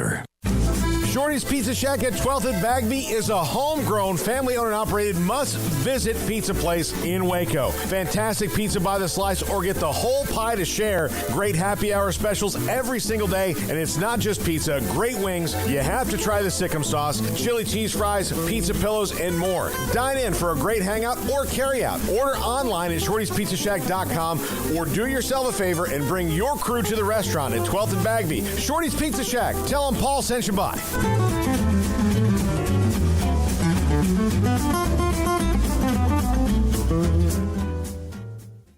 Brad Boozer, Boozer Jeweler, joins us on Sikkim 365 Radio. This is a great time for your business. Exactly. And one other thing we do that a lot of people don't know is we buy jewelry, heirloom pieces, gold, silver bars, gold bullion, watches, anything you may have that you want to. If you don't want to use it and remake something like I did in a state yesterday and I looked at 35 pieces, well, they're probably going to sell me back 30 because it's something they're not going to wear, nothing to use. So if you're looking to get a few bucks or to sell something or something you just don't wear anymore, I make my wife go through her jewelry box about every 6 to 8 months, and the things that she doesn't wear on a daily basis, this sounds horrible, but I take away from her, and then I'll put in my estate counter, but then that gives me the chance to rebuy her something new moving forward. Instead of looking down 20 years down the road and you have 300 pieces of jewelry, it's something to refresh and make her buy something new along the way. You want to know why they're successful? Brad Boozer, the owner of Boozer's Jewelers on the corner of Valley Mills and Lake Air in Waco.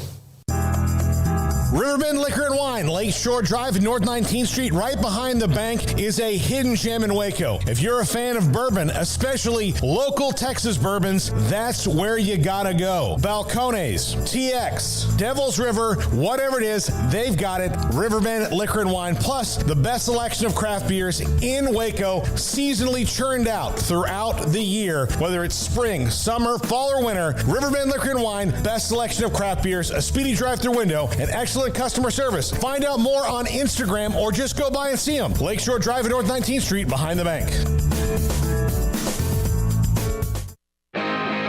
Welcome back to Sikkim 365 Radio. The Sikkim 365 Radio app is sponsored by Allen Samuels Dodge Chrysler Jeep Ram Fiat in Waco. Your friend in the car business at Loop 340 and east of 84. Come by. Let's be friends.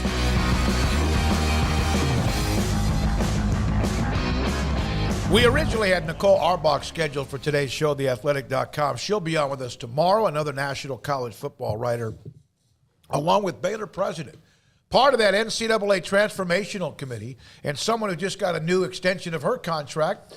So now you have the AD, the president, and the football coach right down the middle with new contracts that extend out for many, many years. A young man was as explosive as possible when it comes to the Art Briles offense at Baylor, was a part of some great teams there as well. Championship teams. Tevin Reese, Sweet Feet, joins us on Sikkim 365 Radio. Who gave you that nickname? Recall, I think it was Terrence Williams. All right, just another one of the great receivers that Baylor had during the day. And Tevin, I saw the note. You're going to be an offensive coordinator. at Itasca. Yes, sir. One of the greatest names Yes. ever, the Wampus Cats. So Yes, sir. You've been at Waco a pretty good amount of time since you graduated and also tried to play football elsewhere. But give me an idea. How did this come about? Well, I mean, yes, I've been in Waco for going on 7 years now. And always been Waco this, Waco that. But my good friend Ricky Torres ended up getting the head coaching job, and he gave me a call, and he know I want to be an offense coordinator, so he asked me about it and went down there and checked it out and kind of made it work from there. Ricky Torres, who was at Marlin? Yes, sir. Yep. Okay. I worked with him when I first came up to Waco High. I was with him before he departed to go to Mount Pleasant. So we had a little bit of working experience, and I worked with him while I was at the middle school and he was at the high school. So, Tevin, what kind of offense will you bring to Itasca? Explosive. It's gonna be real explosive. There's gonna be a lot of similarities to the Baylor, the Coach Browse type of offense, along with a little bit of mixture of the things that I picked up in my professional career, along with being at Waco High with the different offense coordinators. So it's going to be a mixture, but majority of it will be kind of mirroring what Coach Browse ran at Baylor. Tevin, what's this coaching journey been like for you? I mean, just from deciding like, okay, playing days are over, what can I get into, to now rising up the ranks. I mean, how fulfilling has this been, not only staying around the game of football, but also being able to give back? Oh, it's been great. I know our last time I was on here with Smokey, it was talking about I wanted to be an offense coordinator so bad, and I had everything ready to be offense coordinator. So I think that was one of my dreams, to be offense coordinator and eventually become a head coach.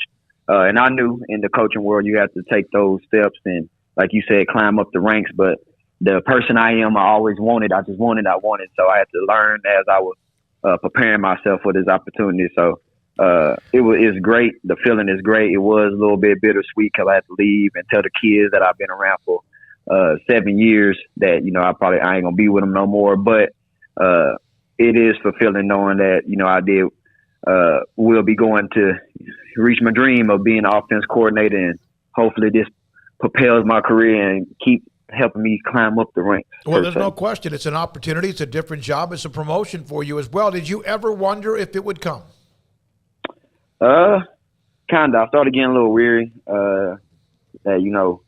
with I guess the stuff that I did athletically and some of the athletes that I coached. I was like,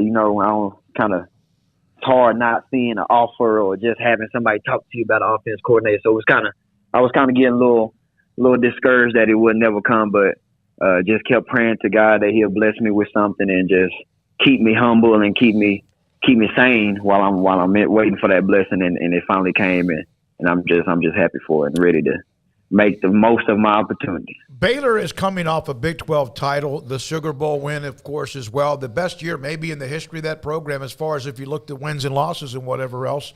You were a part of a pretty good run. You were a part of the run that took them over the top and eventually got them to a championship level. What do you remember most about that journey? I always tell my athletes to grind. I think I missed the grind, just waking up early, staying late with my brothers, and having a common goal, kind of like the coaching, like I just talked about, is just having a common goal and dealing with the ups and downs, and finally seeing something change and knowing that you had a part of it. It was just, I think that's the most memorable thing. That, of course, all the plays and stuff would never come out of my head, but the thing that I miss one of the most is just coming in there battling with my friends and my brothers and working out with my brothers, just grinding with my brothers to reach that common goal. You are one fast dude, and still to this day, I'm sure you can beat most everybody in a foot race, Tevin.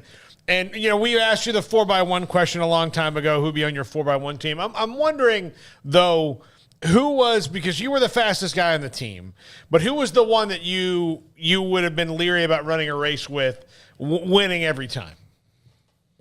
Ooh, a couple of them. So it kind of depends because, Baylor, we recruited a lot of track athletes. So if you would say hurdles, the hurdle guy that I probably have to have some competition with would be Tyler Stevenson.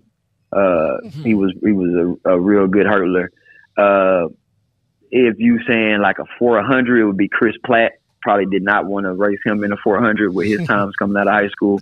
But kind of straight line speed, just head up racing. They were probably, the guys like a Corey Coleman, Antoine Goodley. People surprised, but Clay Fuller was even fast. Mm-hmm. So we had some guys that could run, but my confidence would never let me admit that I was scared to race somebody. But those guys gave me a run for my money for sure. You think you could have pushed Kalen Barnes in the 40-yard dash? Oh yeah, you line them up next to me. Yeah. We'll really get out there and run against each other. Yeah, but yeah, I seen him run. I was like, whew. Got moving right there. So yeah, him and Taekwon both with the sub 4 threes. Yeah, incredible. Tevin, just looking at last year's team, seeing the successes that they had, I mean, especially knowing the year that they had come off of, and a lot of questions about, like, is this Aranda guy going to work? I mean, how's this going to go? And, and then even taking that brutal loss to TCU, still finding themselves with an opportunity. They went and took advantage of it, won the bowl game as well. What were your thoughts as a Baylor alum watching what they were able to do last season? It actually made me proud. I mean, I know it's going to be ups and downs and seasons and games week to week. But with all the ups and downs that they had to endure, they, like you said, they ended up finding a way and they just fought through it.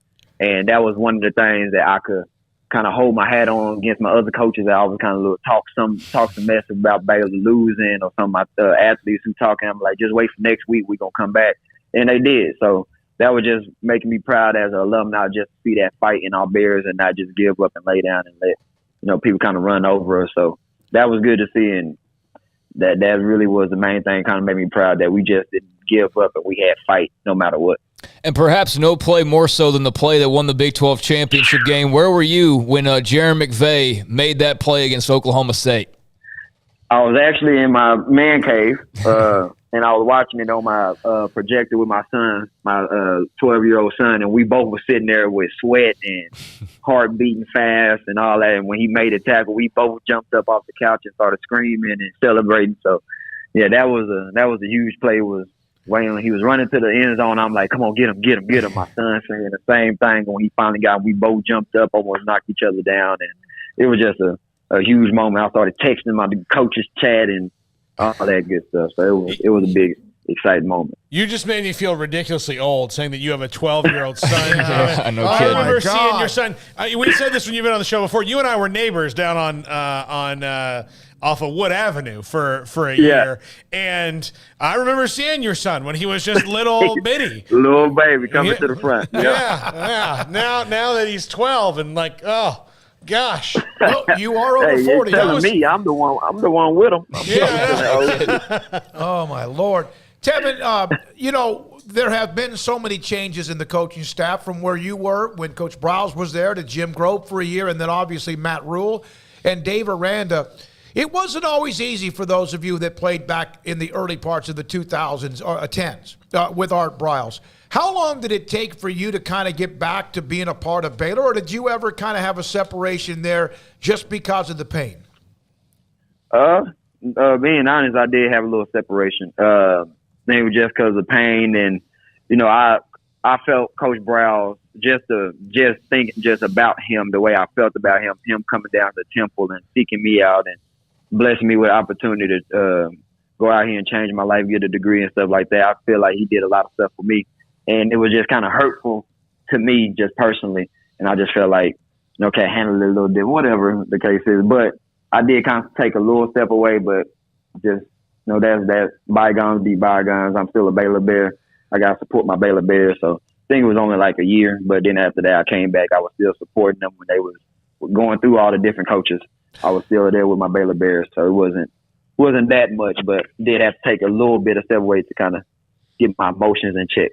I remember when I got a call from somebody that they have their annual records, their overall records, their single season records, game records, or whatever.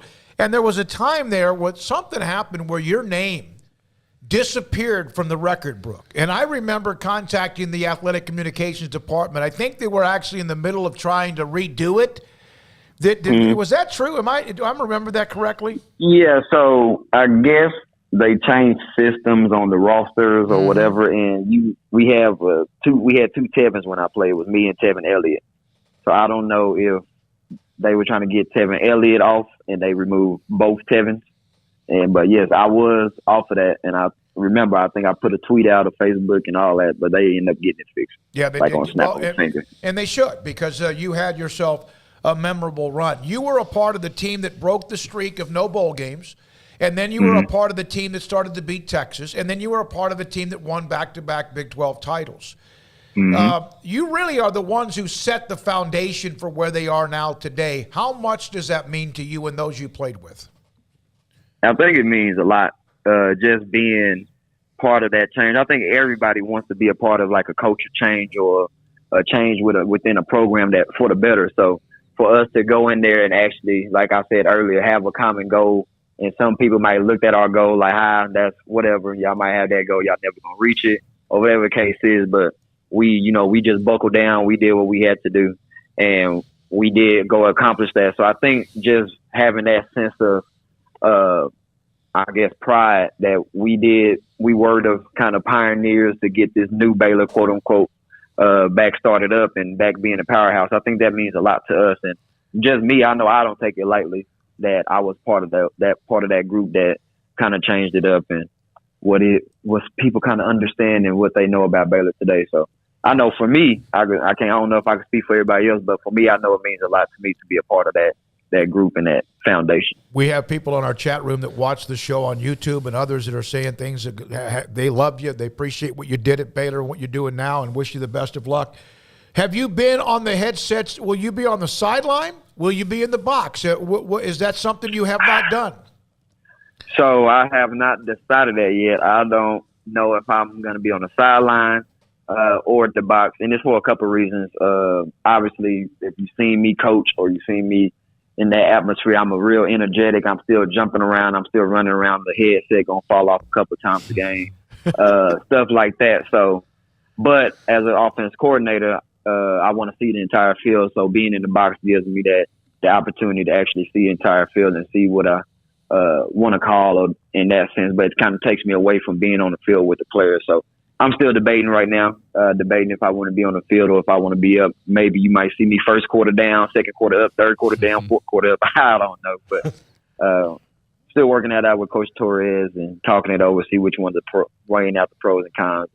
So, Tevin, we talked about a little bit of what's changed just at Baylor since your time, but college athletics as a whole, particularly college football. I know you've heard the three letters NIL, and who knows what it would have been like. I'm pretty sure you and Lake and Corey and Bryce and all those guys could have made some money. But what are your thoughts on the good, the bad, and the otherwise in terms of NIL? And on top of that, not just in college football, having that firsthand experience of how beneficial that would have been for people, but your thoughts on it trickling its way down potentially to the high school level?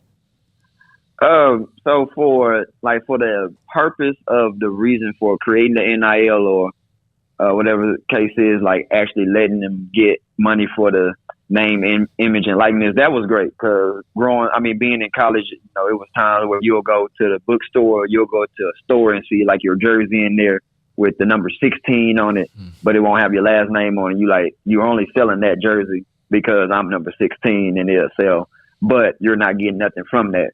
So for that instance of, giving the athletes a little bit of that to help them out in their personal life and their everyday life being a student athlete, I think that's a good thing. The reason why they started it, I think that's a good one. But the way it's kind of going now, it feels like athletes are basically getting bought, kind of, hey, I'm not signing to this school, or my price is this much to sign to this school, or I'm going to the school that's going to give me the most money. I don't think that's beneficial, because you may be going for the good NIL deal, but are you going to be at home at that school? Are you going to get on the football field? Are you even worried about playing football now? Or is just the NIL making everything just a business where athletes are only trying to get scholarships so they can get the biggest NIL deal, but really don't care about playing football? Now college athletics might suffer. So that's kind of my thoughts on it. It was good for the reason that it started, but the way it's going now, I think it's kind of taking a bad turn. But yeah, that's kind of my thoughts on it. Tevin, we discussed this with Jalen Petrie and former players who were just drafted, and also with you. Isn't there something to be said, even though most people go, oh, no, let them get paid? Nothing wrong with getting paid. We love that.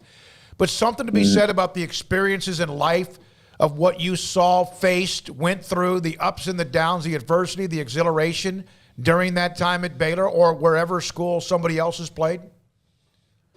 Say again, I'm sorry. Isn't there something to be said about just not making the money, but also the experiences of what you saw, went through, the journey, the ups and downs, the exhilaration, the adversity during your career or any student athlete in college? Yeah, I think that's, like kind of part of it, kind of part of going to college to play college athletics. You're going to have to go through all the stuff that you hear about, the late nights, the early mornings, all that good stuff. So I kind of think if you focus on the NIL and focus on just getting money, you don't really worry or care about that, because if you already have say $2 million from an NIL deal, are you going to go through, the hard sweat, the hard work, the waking up early and all that stuff, or you just going to, just leave it because you already know you got deals? And that's kind of where I'm at. Final thing. When you caught the 93-yard touchdown at Kansas State the year that Baylor won their first Big 12 title, you had a 93-yard touchdown catch in that game. How close was the closest person to you when you went across the goal line? Was there anyone even on the other side of the 50? I don't think so. I think they were probably 30, 40 yards away. But if you look at the video, I was running super hard. And people ask me, why was you running that hard when nobody was around you? But the series before that, it was a 3rd and 8, and I ended up dropping a 10-yard curl. And it became 3rd down again, and we was backed up. And I said, Coach Browse, just please give me another shot. I'm not going to drop the ball. He's like, all right, Reese. And he gave me that shot. So I guess I was a little bit mad about me dropping the ball on the previous series. But, yeah, I don't think it was nobody within 20 or 30 yards of me. It was like a track meet, and you were the only one in it. And it's amazing you remembered the drop as much as you remembered the long touchdown. Man, good luck in Itasca. Love that. Tell Thanks. Ricky we said hi as well. Congratulations, Tevin. Always great to have you as a part of the show. Thank you, sir. Thank you for having me. Tevin Reese, Sweet Feet from Temple High School in Baylor, now a part of Itasca. The Wampus Cats will be a coordinator for the first time in his young career in coaching. He's been at Waco High. And to be very clear, you can have an NIL and still have that on-campus experience. Sure. The concern is not having both. I mean, that's the thing. Just because you're making money doesn't mean you can't still get valuable things from college. But the concern is that becomes so much of the focus. Like he's saying that, I don't even really care about football now. I got $2 million. It's all set up. I'm going to try, but I'm not going to try as hard as I was without the $2 million, that kind of thing. But, yeah, to be clear, you can still make money and have the college experience. That's where my worry comes in, is having one and not the other.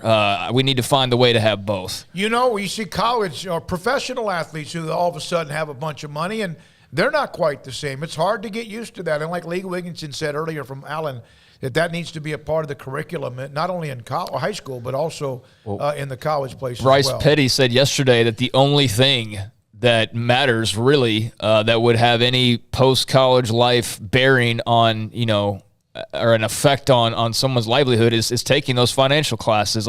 He said it a different way, but he said of all the things that you take in college, really financial stuff is the only thing that you take with you into the real world afterwards. And so, yeah, if there's not already schools that are, hosting financial classes or have financial advisors, I think that's got to be paramount and should be one of the first things on the list to do, is to sit down with your athletes who are going through that, and even the ones who aren't making any money right now, and just prepare them anyways. I mean, that is really the greatest gift you can give. So we got a couple of guys who weighed in on that, and both agree that that's certainly something that should be a requirement for these universities. Yeah, that's a good point. I mean, there's a lot of classes you can take. I was just thinking about my meteorology class. I can still name all the clouds. Yeah. But I think I could do that when I was help you pay your taxes? Yeah, I mean, I would love to do that. Just call up the IRS and be like, by the way, I wish I would have done.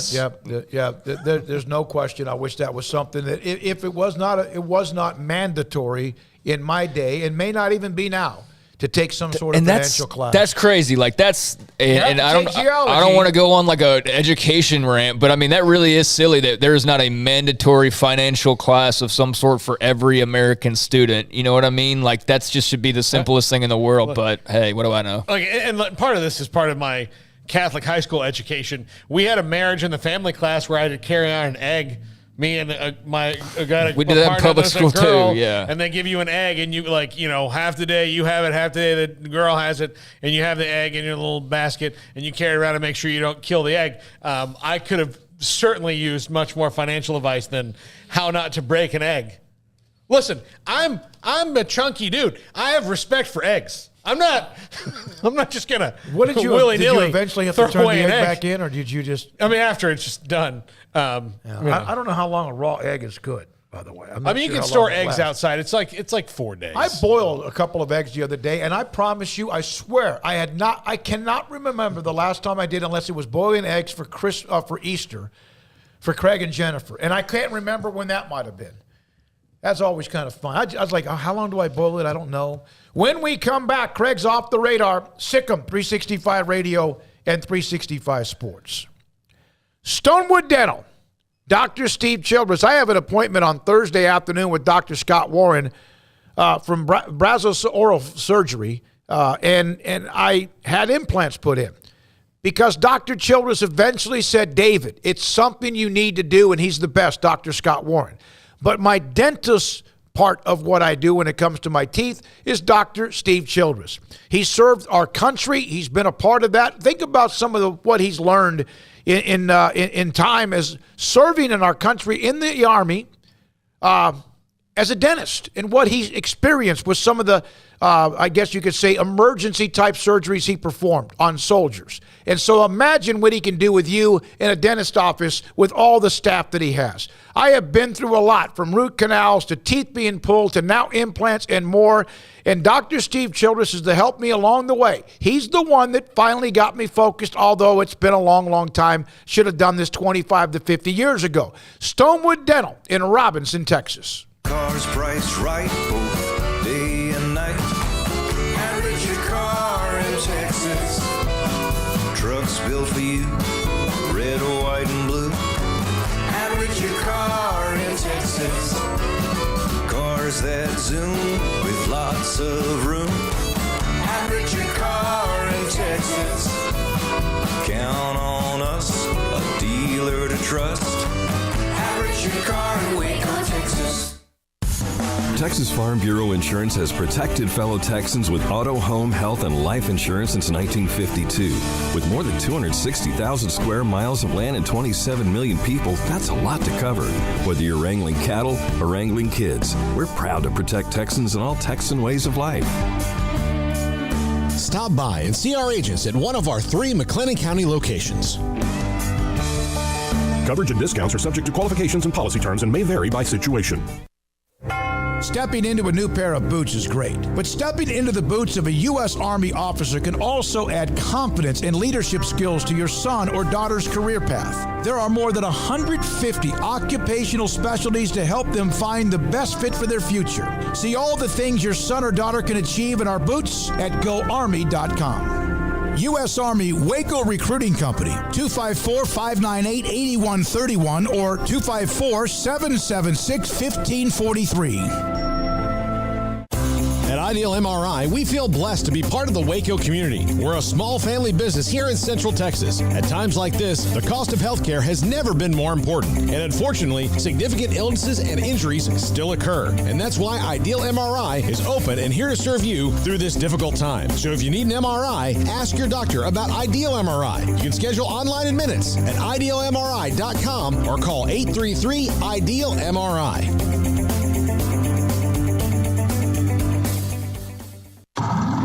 it's plain and simple. Waco Custom Marketplace is the one-stop shop for what you need for tailgating, from charcoal, cold beer, and wine. And, of course, customize your order with brisket, tri-tip, sausage, wings, smoked pork tenderloin, country-style or pork spare ribs, marinated beef and chicken fajita meat, ground beef and chili, meat, hot dogs, and burgers, buns, seasoning, sauces, chips. There's fresh baked bread and kolaches every day, breakfast sausage links, and you can also customize your favorite cut of steaks from select, choice, or prime, bacon wrap fillets, ribeyes, New York strips, sirloin, T-bone, and porterhouse. Full service butcher shop includes pork, poultry, beef, chicken, and seafood, serving Waco restaurants and families since 1940. Your one-stop shop for beef, pork, poultry, and seafood needs. Waco Custom Marketplace, 425 Lake Air Drive, or WacoCustomMarketplace.com.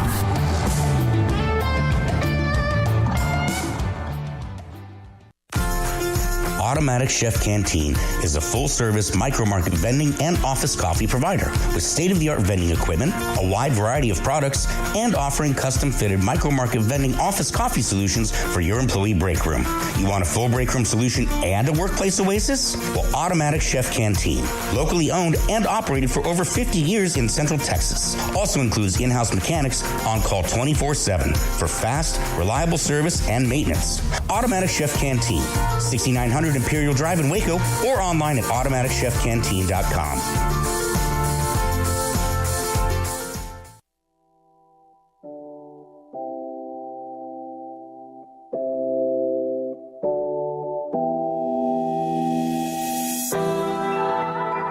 Welcome back to Sikkim 365 Radio. It's time for Craig Smoak's Off the Radar. Brought to you by Pickup Outfitters. Since 1997, we've been outfitting trucks, SUVs, and vans at 220 Lake Air Drive or createacommotion.com.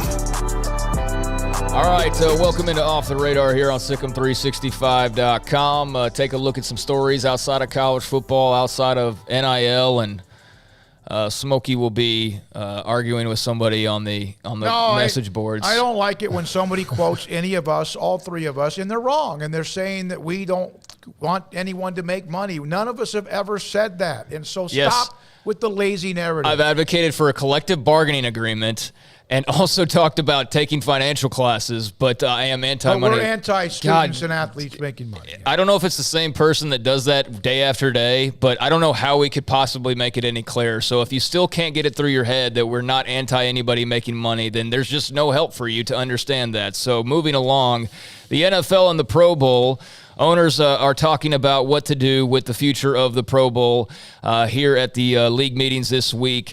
And there's a lot of talk about doing it different ways. You could scrap the game altogether. You could turn it into more of a skills challenge. But whatever the case may be, they are looking at alternatives. And that does include the elimination of the game itself. As we know it, as far as a tackle football game, they don't need to have a big vote for this to get done. The NFL can just make a decision, which they plan to do by this summer. But it's been airing on ESPN. And you've had, not only the ratings aren't even that great for an NFL. I mean, I guess maybe they are good for an event like that. I don't really know. I don't pay too much attention to really anything that has to do with the Pro Bowl, but it does feel like you are seeing more and more guys that are just like, I'll take the trip but not play, or thanks for the mention, but I don't care to play in this and risk getting injured. I've got a contract coming up, whatever the case may be. But the Pro Bowl's been going on since 1938. Over that time, they've had the world's fastest man. They've had all sorts of other events to try and spice it up, but basically they are revisiting this topic once again. And what are your thoughts on the Pro Bowl? Scrap the game, do speed challenges? Like, what do you think? Just do a fun little speed challenge, the quarterback challenge, the bench press challenge, all that, like, whatever. Make it a combine, make it fun. Don't play a game. Don't play a flag football game because you can get yourself hurt there too. Do things that they're going to do anyway, run and lift. And do the skills challenge or whatever it is. The game is no longer I don't even watch a second of it. Look, I know I watched the NBA All-Star game, part of it for the first time this year because they were doing that new ending, which I really liked. Whatever the Elam ending, where they, you add 8 points to the leading team score, and then whoever gets to whatever the final is supposed to be, that's the You're doing that to try to make the game important. Trying really hard to make it interesting, man. So it's the only thing I like the end of it. I like that, but like Taylor. it's just like there's nothing you can do. Yeah, I mean, I think the fans for a long time have lost interest, unless maybe you're going to that host city and, now it's connected with the Super Bowl and you get to see an extra game and see like all of the stars under one roof for the most part. But the NFL definitely realizes that it's not the event that it quite once was. So that is something that they are discussing at the league meetings this week. And there was a reporter from the Washington Post by the name of Mark Mask. Maybe it's Maskey, but Mark Mask. He had the idea of a 7-on-7 competition, which does seem like it would be more in line with more of today's game anyways, especially with quarterbacks and wide receivers. Not sure what that would do for, a lot of the other positions out in the field, but that's, also a suggestion that's been made. So pretty much everybody's in agreement. Something's going to change, and that may very well be just the outright elimination of that game. For other alternatives. Elsewhere going on right now, you've got a lot of talk in the NBA, of course. Tonight, Mavericks, a lot of talk up in Dallas about the Mavs and the inevitable conclusion either tonight or soon thereafter of their 2021 NBA postseason. Now, I'm somebody who did not expect them to get to this point. I'm not going to say that I'm happy with it being down 3-0 and the blown game 2 or the fact that they may very well get swept tonight, but it has been a fun season overall, and tonight we will get Game 4, Warriors at the Mavericks. It's never been done before, a 3-0 comeback at this stage, so Luka Doncic and company would have to really pull off a miracle. They're slight favorites in this game. They are at home, but 8 o'clock Central Time, the tip-off for Mavs and Warriors. Yeah, I just saw a tweet from Mike Leslie. He heard God Shamgod, who's one of the Mavs assistant coaches, say tonight's night where we write history. Never been a 3-0 comeback. So, I mean, I guess it would have to happen eventually. It happened in hockey. It happened in baseball, and the greatest thing that's ever happened on planet Earth when the Red Sox came back and did that. But I mean, it's really hard to do. So the Mavericks have to stop. They broke the streak. They had lost to Phoenix like 11 or 12, 13 times in a row. They were also down in that series. 2 games to none. And that right there's a stat for even that. They were down in that series, 3 games to 2? Yeah. And there's a stat for whoever wins game 5 usually wins the series. So they've broken some of those. But when it's never happened, boy, that makes you wonder. But you can't get to that point if you don't win at least tonight. Otherwise, there won't be anything else left. Yeah, we will see tonight. I have not saw somebody holding out great hopes for the Mavs and their opportunity to make a comeback, but it's got to start somewhere. So, yeah, it's got to start tonight if it's going to happen. You mentioned this in passing earlier. We kind of stopped down and talked about it a little bit, but Eli Holstein, 4-star quarterback, a top 100 ranked player in the country for the class of 2023 from Zachary, Louisiana, and Zachary High School, did commit to Alabama earlier today. A&M was his spot, thought to be at least previously, but Arizona State, Arkansas, Auburn, a lot of other different places offered him as well. So Eli Holstein now in the mix, and this does lead to what we were talking about a few minutes ago with Arch Manning seemingly down to Texas and Georgia, although he is apparently, according to at least one Alabama reporter, his official visit date is still locked in, and it sounds as though he will probably still take that trip. But Eli Holstein going to Bama obviously answers one big domino, and that does leave the big question mark there with Arch Manning of where does he go? Well, Alabama seems like they would not be a fit now at this point. I think it'd be wild to see this is a Alabama Manning thinking, okay, we got to get a decision here. Yeah. If he was that good, would they not? I mean, I know he's good. Don't get me wrong. I know the lineage as well. But if he was, would they not have waited for him? Or if they just kind of know that, he's coming on his visit, but they're behind the 8 ball on it. So I don't know. And feel like Eli Holstein's a pretty good quarterback. Yeah. I mean, obviously there's that too. Yeah, that I guess if you got a couple offers out, but I mean, I know for Texas, Steve Sarkisian, they are all in on Arch Manning. I mean, it is him or it is bust. I mean, they're going to sign him and then be done with it, or they're not going to sign him and then maybe they pursue somebody else. But you have to wonder, Malik Murphy and Inevitably what happens when you gather so many quarterbacks, something's got to give at some point. Quinn Ewers hadn't even played a snap yet, and we're already talking about Arch Manning coming around the corner, so that makes it interesting, and that's why, looking back on those teams that Tevin Reese was on at Baylor, it is amazing. He wouldn't have been able to do it in the NIL era, but the way that they were able to kind of control that quarterback room and never be without, never had mass departures or anything like that. I mean, those days are so over at this point. But Bryce Petty swears that he would, even with the new rules then. He could say that now, but at Tennessee or somebody came saying like, oh, well, we like what Baylor's offense is doing. They really seem to like you as the next guy up.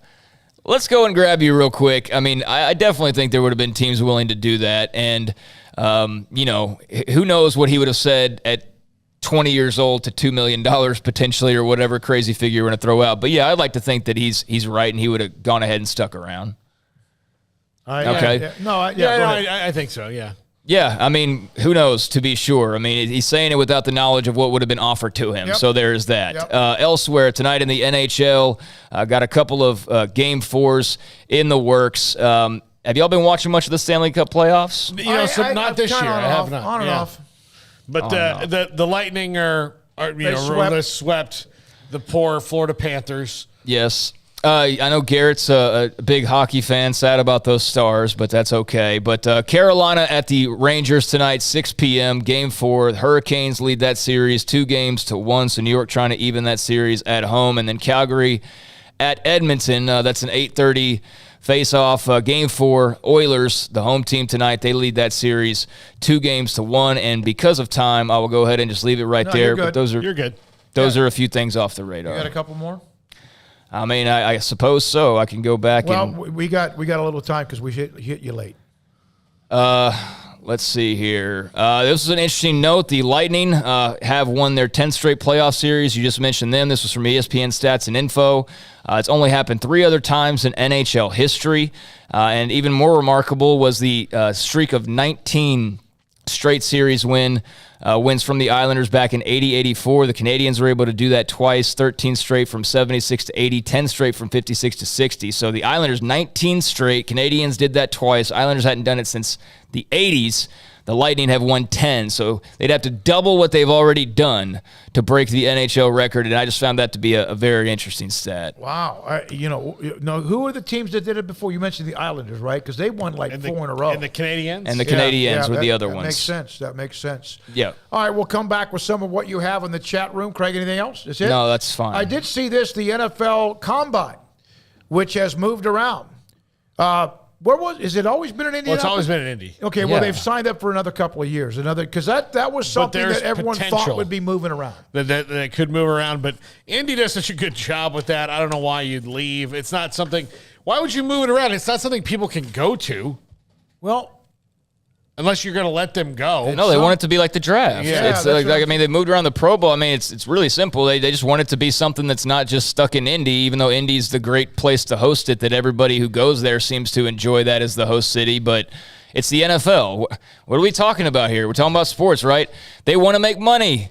Let's go hold the Combine in Pittsburgh. Let's go hold it in Las Vegas. Let's go hold it in Arlington. I mean, that's all it's about, is just spreading it around and making money and making it an event like everything else is that they do at this point. I got to tell you, if you buy tickets, if you pay money to walk into the Combine, you have a football problem. Like, you've got a problem. What? Yeah. If you bought tickets to watch guys run in a straight line in shorts and catch routes in shorts, you have got a problem.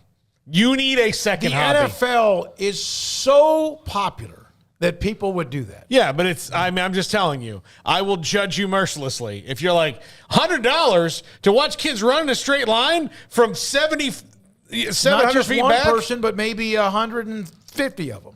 Yeah. Yeah, I mean, I don't know the appeal. I wouldn't pay any money to go and watch that, but, some people can't afford to go to regular NFL games, so it's as close as they'll get to being able to see the real thing, and maybe they can say one day, hey, I saw the next Joe Montana at the Combine running the 40-yard dash, and so I can see the appeal there. I don't get fantasy, I don't play fantasy football regularly, but I get the appeal of it, and I know why people do, and so on and so forth. But I did have one other note. Arizona Cardinals will be the Hard Knocks team this year, so you'll get Cliff Kingsbury and Kyler Murray and the whole crew, and they do have a crew. They will be the Hard Knocks team this year, so that'll be interesting to see kind of how that all works in that dimension. Yeah. That's a refreshing team. It's not the 3 to 5 you might think that they would go to. Jeff Grimm, Paul, I have been twice. See.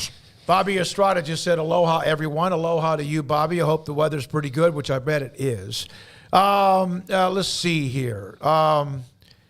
When we come back, we'll get to the chat room. A lot of you talking about college football, to the NIL, to everything else in between, including the NHL Stanley Cup playoffs.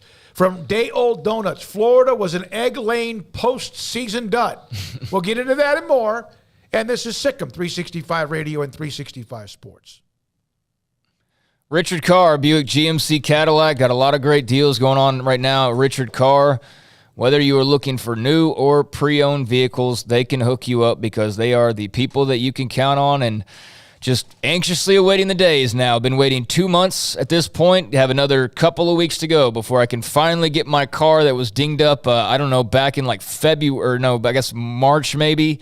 I can finally get it over to Richard Carr. They've been busy fixing people's vehicles, also selling cars and trucks as well. And right now they've got a lot of great deals, whether new or pre-owned. If you're looking for a new car or truck, then contact the dealership or go by the dealership and let them know in person or over the phone that you want to get on their inbound vehicle list. Tell them the make and vehicle that you're looking to buy new, and they will let you know as roughly as they can when that is expected to arrive. But basically, by signing up on that inbound vehicle list, you put yourself in line to be up next when those cars or trucks do arrive. So if you're looking to buy new, that's the way to go. Get on that inbound vehicle list and call them and just talk about the inventory, and maybe they already have it available, but just in case they don't because of supply chain issues, that's the quickest route. But if you are looking to get into a car today, no questions asked, well, some questions asked, but a reliable vehicle, they've got the pre-owned cars and trucks that they can get you in today.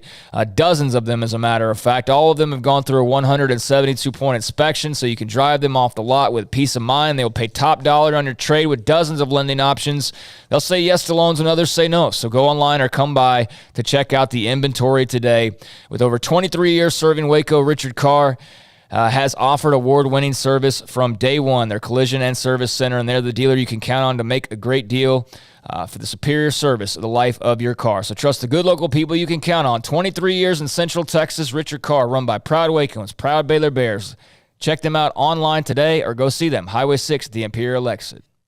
Baylor University is where lights shine bright. So let there be light. Let there be roommates and teammates, scholarship and championships. Let there be fresh starts and new traditions, fast friendships and lasting impacts. Let there be laughter. Let there be joy. Let there be light.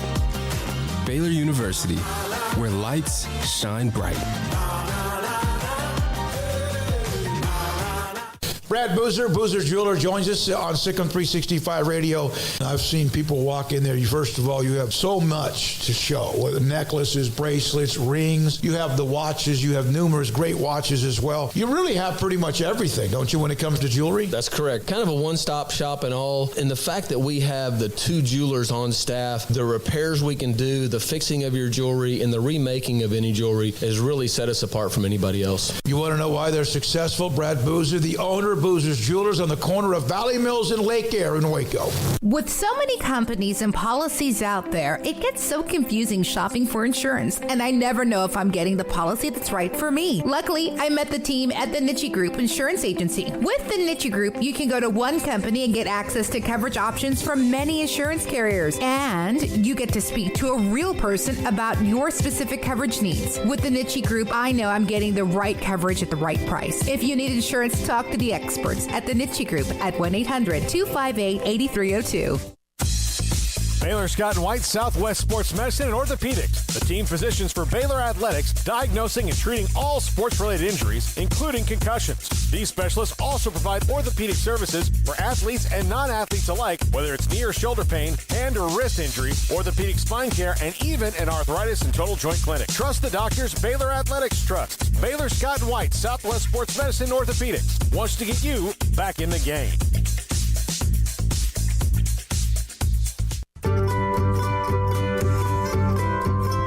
You want to know why Stonewood Dental is so successful? Listen to what happy customers have to say. It's pleasant. It's different than any other dentist's office. I really feel like they care. And it's not that you're here for 2 hours waiting on someone to take care of you. It's quick and easy, and I bring my kids, and my kids love being here too. They really love the treasure box. Staff is really nice and accommodating, real friendly. You feel more like home. It's not sterile looking. Everybody has their own personalized rooms with decorations and decor, and they'll even have a blanket for you when it's cold. I've recommended people to actually come here, and they are patients now. I really love it here. It feels like family. Learn more, stonewood-dental.com.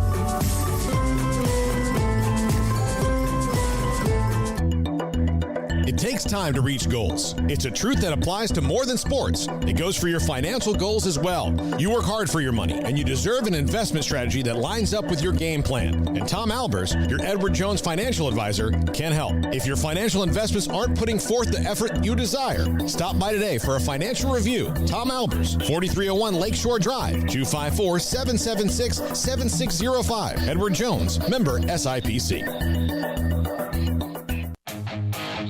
Welcome back to Sikkim 365 Radio. Jet motion they go with here with Baldwin. And Baldwin breaks free. And the Bears, Sikkim, Monterey Baldwin. The 5 o'clock hour is sponsored by Edward Jones Investments with financial advisor Ben Erlinson, who'll navigate you through today's financial climate.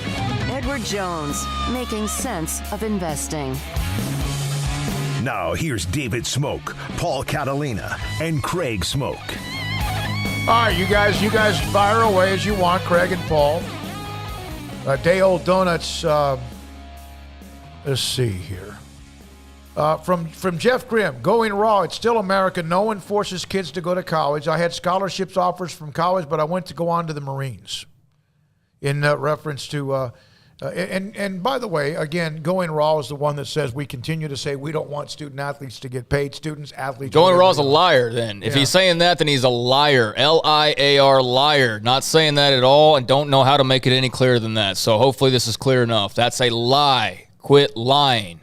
Jeff, to Day-Old Donuts, Jeff, if they're going to try and do a one-and-done thing where they get free education and NIL, they should sign a contract, say if they intend to leave, they give up some of the their NBA money. We're talking about NBA. I guess maybe NIL money is what he meant by that. Yeah, but can't do that. The thing is that the money's coming from not coming from the school. The school can't have anything to do with it. The school can't have anything to do with it. People continue to forget that. They're trying to change that now. Yeah. So you can, and you might have to do that to keep people there, which is collectively bargaining something.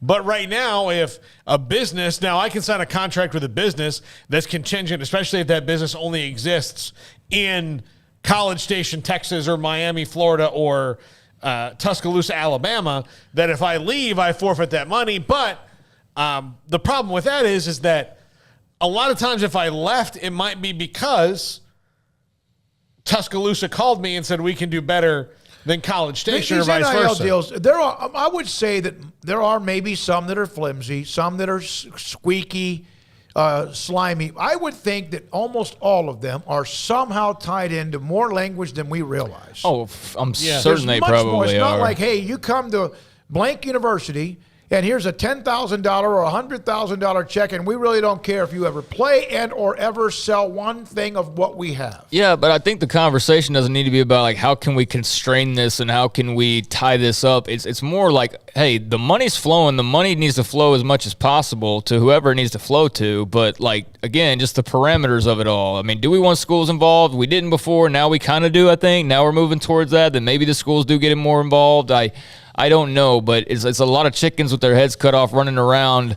And in terms of like, salary caps or things like that, it's just not going to flat out work. So that's why I said if the only way to put a restraint on the problems that I do have with it, which the problem is just, a player getting plucked off your team because your rival wants him and wants to pay him twice as much money, that's great for that player. But I think the spirit of the game, that sucks. And people do it in the NFL. No, they have contracts. So again, I'm team CBA. If that's what has to happen, and I don't know what that would upend, I'm sure it would upend something. But that's why I'm like, if that's the only way you can do it, then that's the way to do it. Because, again, it's not about, at least for me, the money aspect of it or anybody getting money. It's just about what it creates in recruiting and transfers and things of that nature. And you know what? Just like general team chemistry and the experience. I mean, those are the things that I'm more or less concerned with, not the money figures and all of that. Those are the sexy things to get headlines. Tennessee quarterback commit, $8 million, things like that. Quinn Ewers, $2 million. A&M, their whole recruiting class, 30, whatever the deal is. That's what gets people talking. But I think most people, it just boils down to like, how do we just prevent guys from committing 1 year, being on a team, being a starter for you, and then, your rival or some team from the SEC comes and plucks them away just simply over a money deal, which, that's where it gets into the, you don't want to get, no, it's not, again, not that. Don't want to cap them. Don't want to say there's only so much you can give. Give whatever you want to, but just let's have some semblance of order. That's all. Professional sports about movement. Right. That's all I'm saying. There seems to be some sort of at least language. All I'm saying. From Day-Old Donuts, I think NIL is something that universities collectively need to empower the NCAA to do something. Well, that's too late. Remember, just because a kid has an NIL deal, a coach doesn't have to play the prima donna. If he's, coaches are going to play the best player. Yeah, he's not obligated to play him necessarily, but I'm sure there are probably some situations where maybe the head coach isn't as strong as he would be in Tuscaloosa or in Waco right now or other places where they might feel that. I mean, we've certainly heard stories about boosters pressuring coaches to play guys or feeling like they know better who should be out there. So I don't think that that's gone away at all, and I'm sure it's only ramped up in some cases, especially if one of these big old boosters with his collective, has a vested interest in a certain quarterback commit or something like that, then I'm sure there's still that type of pressure. But, you're as a coach, you're not obligated to do anything. Jeff Grimm, so glad we got him. He's talking about Eli Holstein. Yeah, great pickup. I don't want Manning. Speaking of that, Jeff, who was it from Jeff? No Manning has ever won a national championship, but I don't see that changing. Yeah, Peyton got close, didn't he? But Nebraska said, no, sirree, Bob, you're not going to win this one. And they won it the next year, and it's not right. With who? With T. Martin. T. Martin, and they beat who? FSU. All right, from Day-Old Donuts, Illinois, let's see, Tennessee won a year after Peyton. Jeff, you're right, Ray Grange. Who was the prima donna? He's talking about music. Would that have been Cyndi Lauper? Oh, my God. Appreciate that. Joey Foster chiming in today. Came in a little bit late. Said he was a lot of things on his plate. I think the 4-star recruit Gallagher will commit to West Virginia tomorrow. He moved his announcement up, but who knows? He could go somewhere else. Yeah, I mean, that'd be a great pickup for Neil Brown. Anything to get, some momentum going, and certainly, picking up JT Daniels provided some momentum that otherwise wasn't there for the Mountaineers. I mean, their story pre-JT Daniels was nearly 20 guys entering the transfer portal and Neil Brown being on the hot seat, coming off a year where they were just pretty okay and not really much else to speak of. Now, I know they've got some good players and whatnot, but they have lost a lot. They've gained some back. It'll be interesting to see. I do wonder – let us know, Mountaineers fans. I mean, you would know better than us, in terms of a hot seat for Neil Brown. What does he have to do this year to ensure West Virginia administration that he's headed in the right direction? That's what I would like to know. And not just the national opinion of like, well, if he makes a bowl. No, I want to know what Mountaineers fans who are not, jaded or not totally off their rockers, what they feel like the consensus is, if there is one, on what Neil Brown needs to do this year. Because I would think bowl game, bare minimum, obviously, but that's not even as much of an accomplishment as you would think. So that doesn't necessarily mean you've got momentum just winning 6 games. So what on top of that do you think would be ideal for Neil Brown? I would think maybe winning 7 or 8 games, not just a bowl game, but also with a quality win or 2 wouldn't hurt. From Drew, I think it's Threet. He's a USC fan. Guys, the average college football fan has an issue, it seems, with schools in larger markets built in NIL advantage. USC, Miami, Texas, but never complains about all the talent that goes to a small school town like Tuscaloosa. Tuscaloosa is bigger than the city itself, but Tuscaloosa proper is bigger than that. I don't think it's the size of the city. I don't have anything against the city. I don't have anything against any of the teams that are putting out NIL money. I don't think that's not the problem. I don't think it's a city population issue. It's an alumni thing, because a lot of the alumni that would pay. Okay, well, let's use Texas A&M as an example. College Station, Bryan, is not a big city at all. Yeah, you're not bragging about that. No, yeah, it's not. So most of those alumni don't live in College Station. It's a massive university that has alumni all over the world, and particularly all over Texas. Like Texas. Yeah, like Texas. Like Wisconsin. Texas is just a big city. Yes. So, like, comparing it to, like, you're worried about Austin. Look, no. I mean, like, A&M can make it happen because they have a gigantic alumni base. Right now, Nebraska, if they are ever going to turn the corner, one reason they might, and Lincoln is surely not a very large city, is because of the possibility of that state coming together for NIL and collectives, right? Because that's Omaha, and Omaha's a fairly large city. But like, if you're a fan of football, of college football in Nebraska, and you live in any city, whether it's Omaha or Lincoln or I don't know any other cities in Nebraska, I'm sorry. Grand Platte? Yeah, Grand Platte, whatever it is, you are probably a fan of the Cornhuskers. It doesn't matter if you live in Lincoln proper or the opportunities are there in Lincoln proper. Look, Omaha, there might be cardios in Omaha that want, when the Huskers get good, have, somebody there be like, hey, I'm it's not I'm Casey Thompson, it's and not I'm here for big corn motors. Big corn. God, I hope no one ever. Yeah, I think it's just a coincidence, that Texas is in a big city like Austin and USC's in Los Angeles and Columbus is a rather large town. But, we're not talking about Happy Valley. We're not talking about, other places that are small. I mean, it has nothing to do with the city size. That's never even crossed my mind. We've seen some schools that aren't in big cities have plenty of success, and we've pretty much mentioned all the ones that have been doing pretty well. I mean, Norman's not some metropolitan area, so they can go NIL it up for all I care. But I don't think they're benefiting necessarily from being in a big city at all. So yeah, it's not anything to do with big cities. From Brandon Miller, I'm from Indiana, a college football fan. Never been a fan of the Big 12, but love the show. Thank you. You guys have great chemistry, and I watch you every day. Congrats on the success. Brandon, we appreciate you so much for that as well. From Barry Crawford on Cincinnati, played for the Natty last year. Brigham Young has a Natty more recently than anyone else that will be a part of the Big 12, a part of the new Big 12. Let me think about that. They won it in 84. Is that right? Yeah, Baylor's never won it. I would think so. West Virginia, no. UCF, no, although there's the one they think is one. Houston, no. No, we can answer. There's nobody. Yeah, there's nobody. There's nobody. So, Barry, thanks for the text or the chat on that as well. From Jeff Joey, it's hell, I don't even know how many of them even gotten close to winning one. Like, I mean, maybe some have played for some, but I don't even know how real. I mean, I know Iowa State's not played for any titles. Did in 98. K-State's gotten close. Baylor's gotten close, but they've never actually played for it. Yeah. I mean, they sniffed around the door.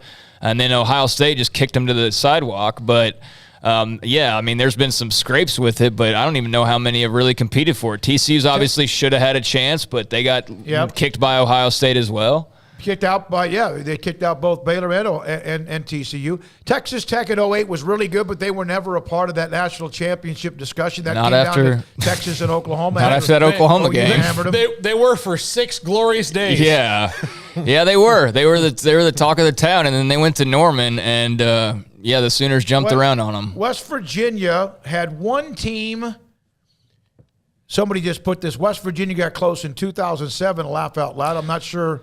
Was that – I don't even remember who the quarterback was back then. Was that How long ago was Major Harris? That's probably well before that, right? 2007. Yeah. No, it's not even close. Well, yeah. That's what I just said. I'm trying to think of who it might have. I can't remember who the quarterback. Pat White? Yeah, probably Pat White. Yeah, just throwing it out there. I could be 10 years off on that one as well. No, I think that was when they were in their wheelhouse, was about that time period before they were in the Big 12. Yeah.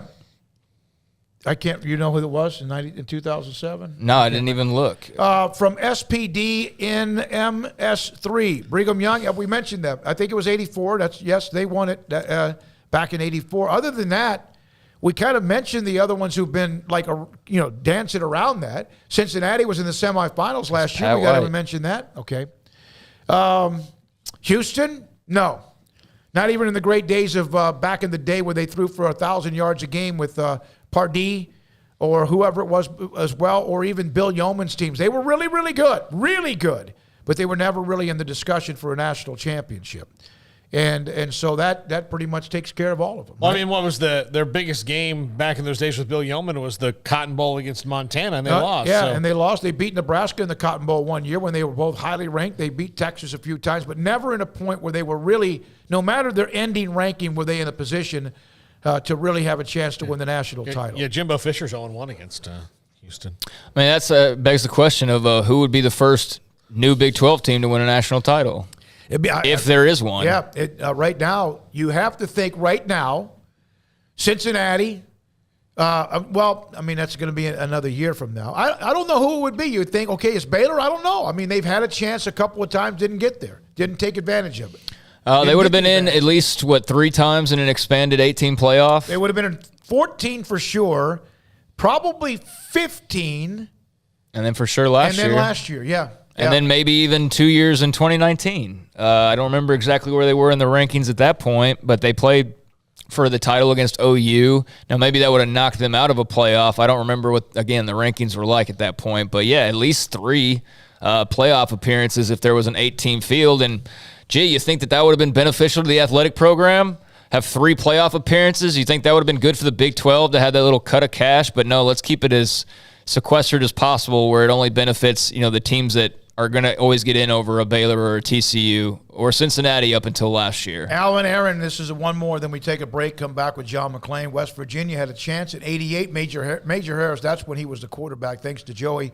93, and also, as he mentioned, someone mentioned 2007. Yeah, but Pat White was ridiculous. I mean, those were some fun West Virginia teams to watch with Rich Rod and company. They were ridiculously talented. I want to say I went to see...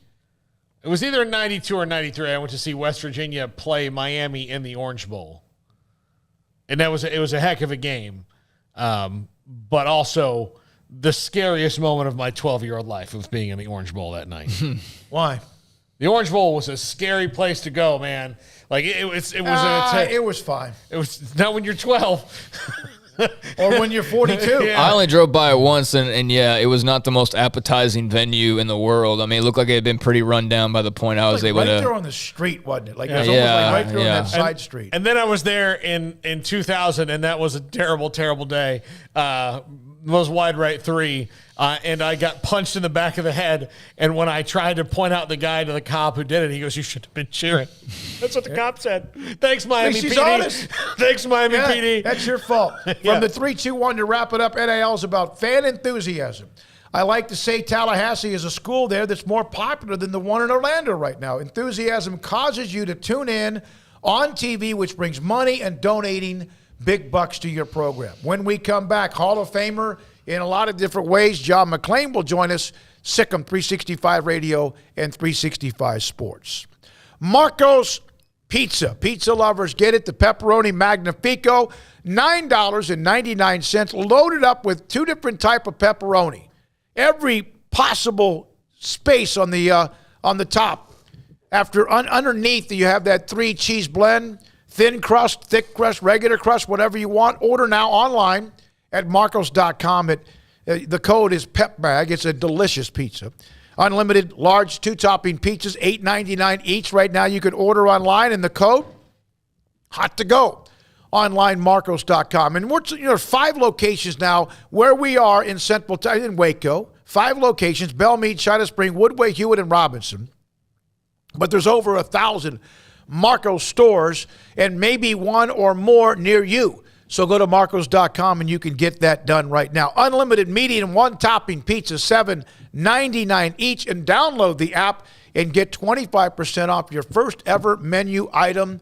And that's available as well. And more than just pizzas. They have pizza bowls, wings, salads, sandwiches, drinks, what you need, they have them at Marcos Pizza, marcos.com. The Memorial Day sales event is here at Allen Samuels in Waco. The new 2022 Impressive Wagoneer Series 2 and 3 have 2.9% for 72 months and $3,000 in bonus cash. That's right, and $3,000 bonus cash. This great incentive on the new 2022 Wagoneer is for a limited time only at Allen Samuels in Waco. First responders get $500 extra cash. Come shop the huge new car and truck inventory today. Camille Johnson Realtors guide you seamlessly through the process of buying your dream home or selling your current one. Commercial, farm and ranch, or residential, Camille Johnson Realtors can smoothly and successfully lead you through any transaction. With a team of 28 experienced agents who are excited about serving you, Camille Johnson Realtors services the entire greater Waco area. If you're in the market to buy or sell, contact Camille Johnson Realtors, 104 Midway Center in Woodway, or find them online at www.camillejohnson.com. Camille Johnson Realtors, elegant, charming, warm. Welcome home. Don Humidor, your home with a 48-foot walk-in humidor with the elite cigar brands from around the world, including the #1 cigar of the year, Aging Room Cuatro Nicaragua. Plus, they have the great brands like Macanudo and Artur Fuente, Rocky Patel, Aston, and so much more. CBD, great for sore muscles, aches and pains, sleep, Vita Dreams, and anxiety, mild depression, general health and wellness. Their staff very knowledgeable on the subject. If anyone is curious about CBD, ask Carol and Ashley. Don Humidor in the Townwest Shopping Center off Valley Mills in Waco. The secret to living your best life is pizza, obviously. Golden crust made from scratch, 3 fresh signature cheeses, and the toppings, crispy Old World pepperoni, savory Italian sausage, bacon. That's called a dream team. Find everything you need to live your best life and more at Marco's Pizza. Owner Bob Mock has been delivering pizza since 2001 and is the proud owner of 4 locations in Waco, Belmead, China Spring, Woodway, and soon to be open in Robinson. Marco's. Pizza lovers get it.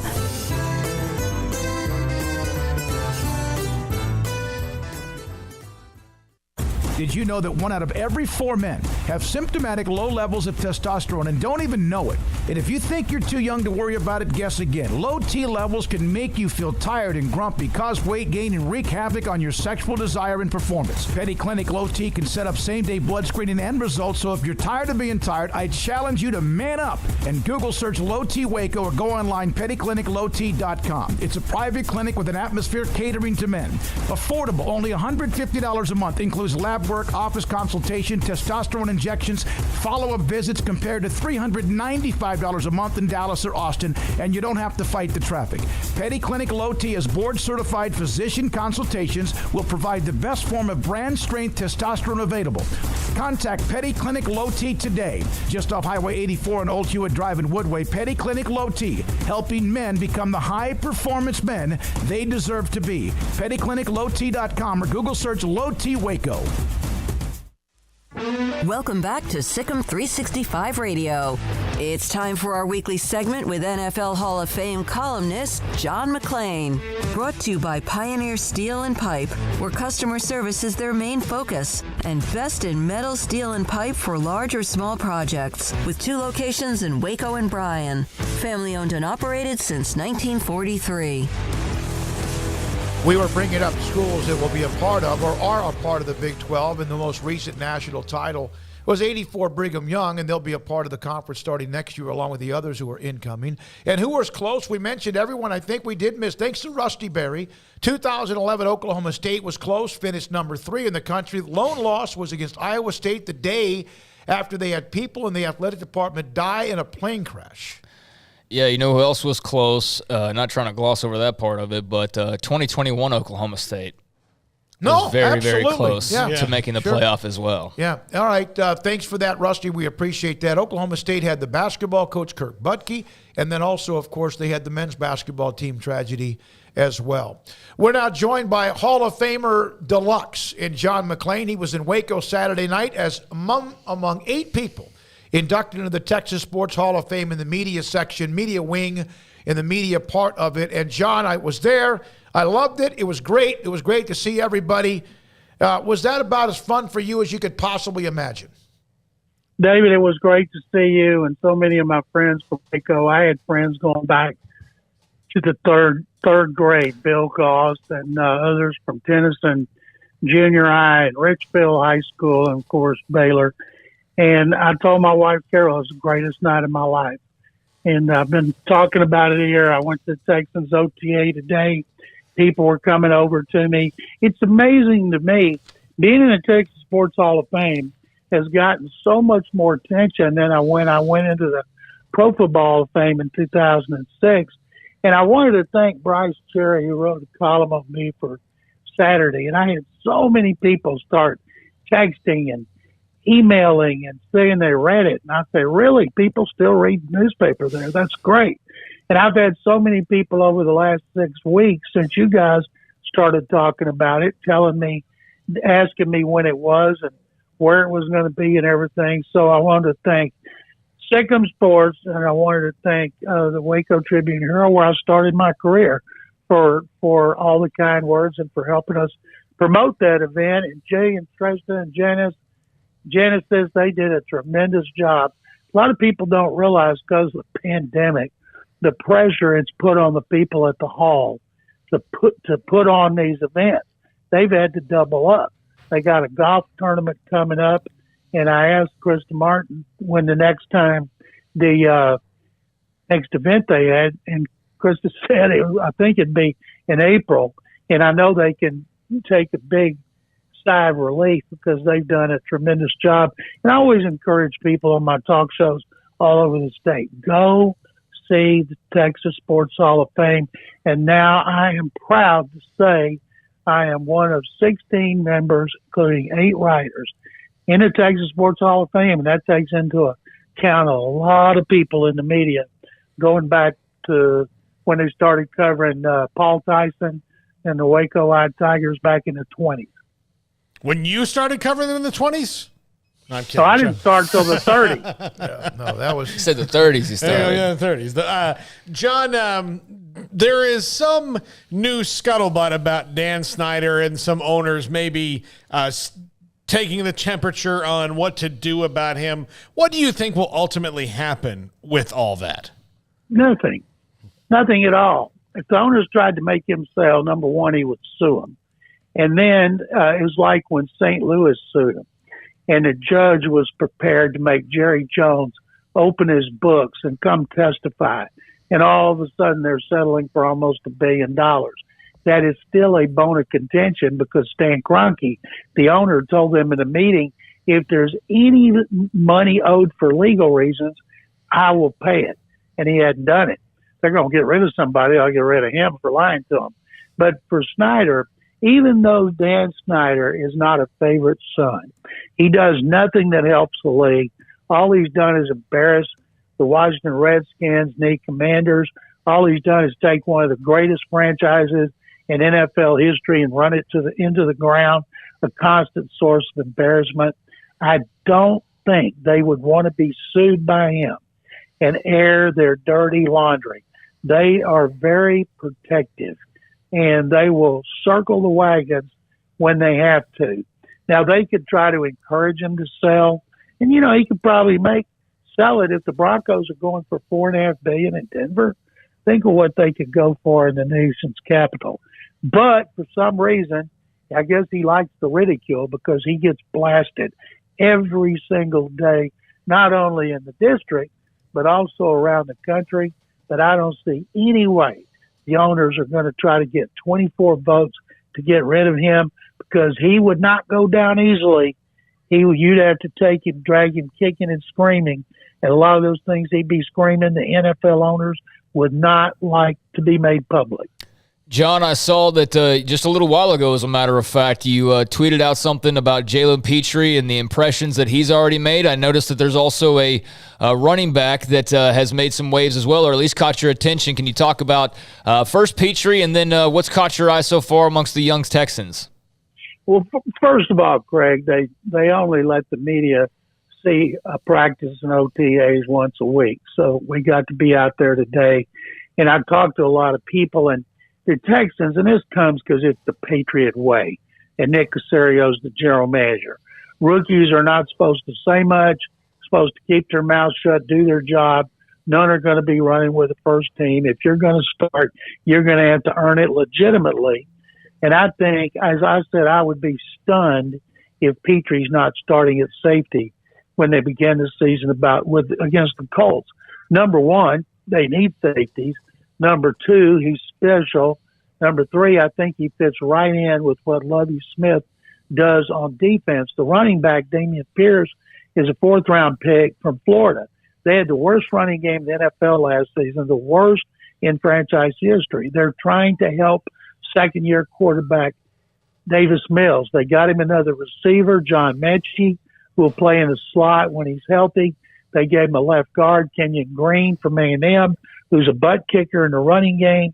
And to help him, they gave him a running back, Dameon Pierce, who I predict will rush for 1,000 yards. Now, that's not a big deal.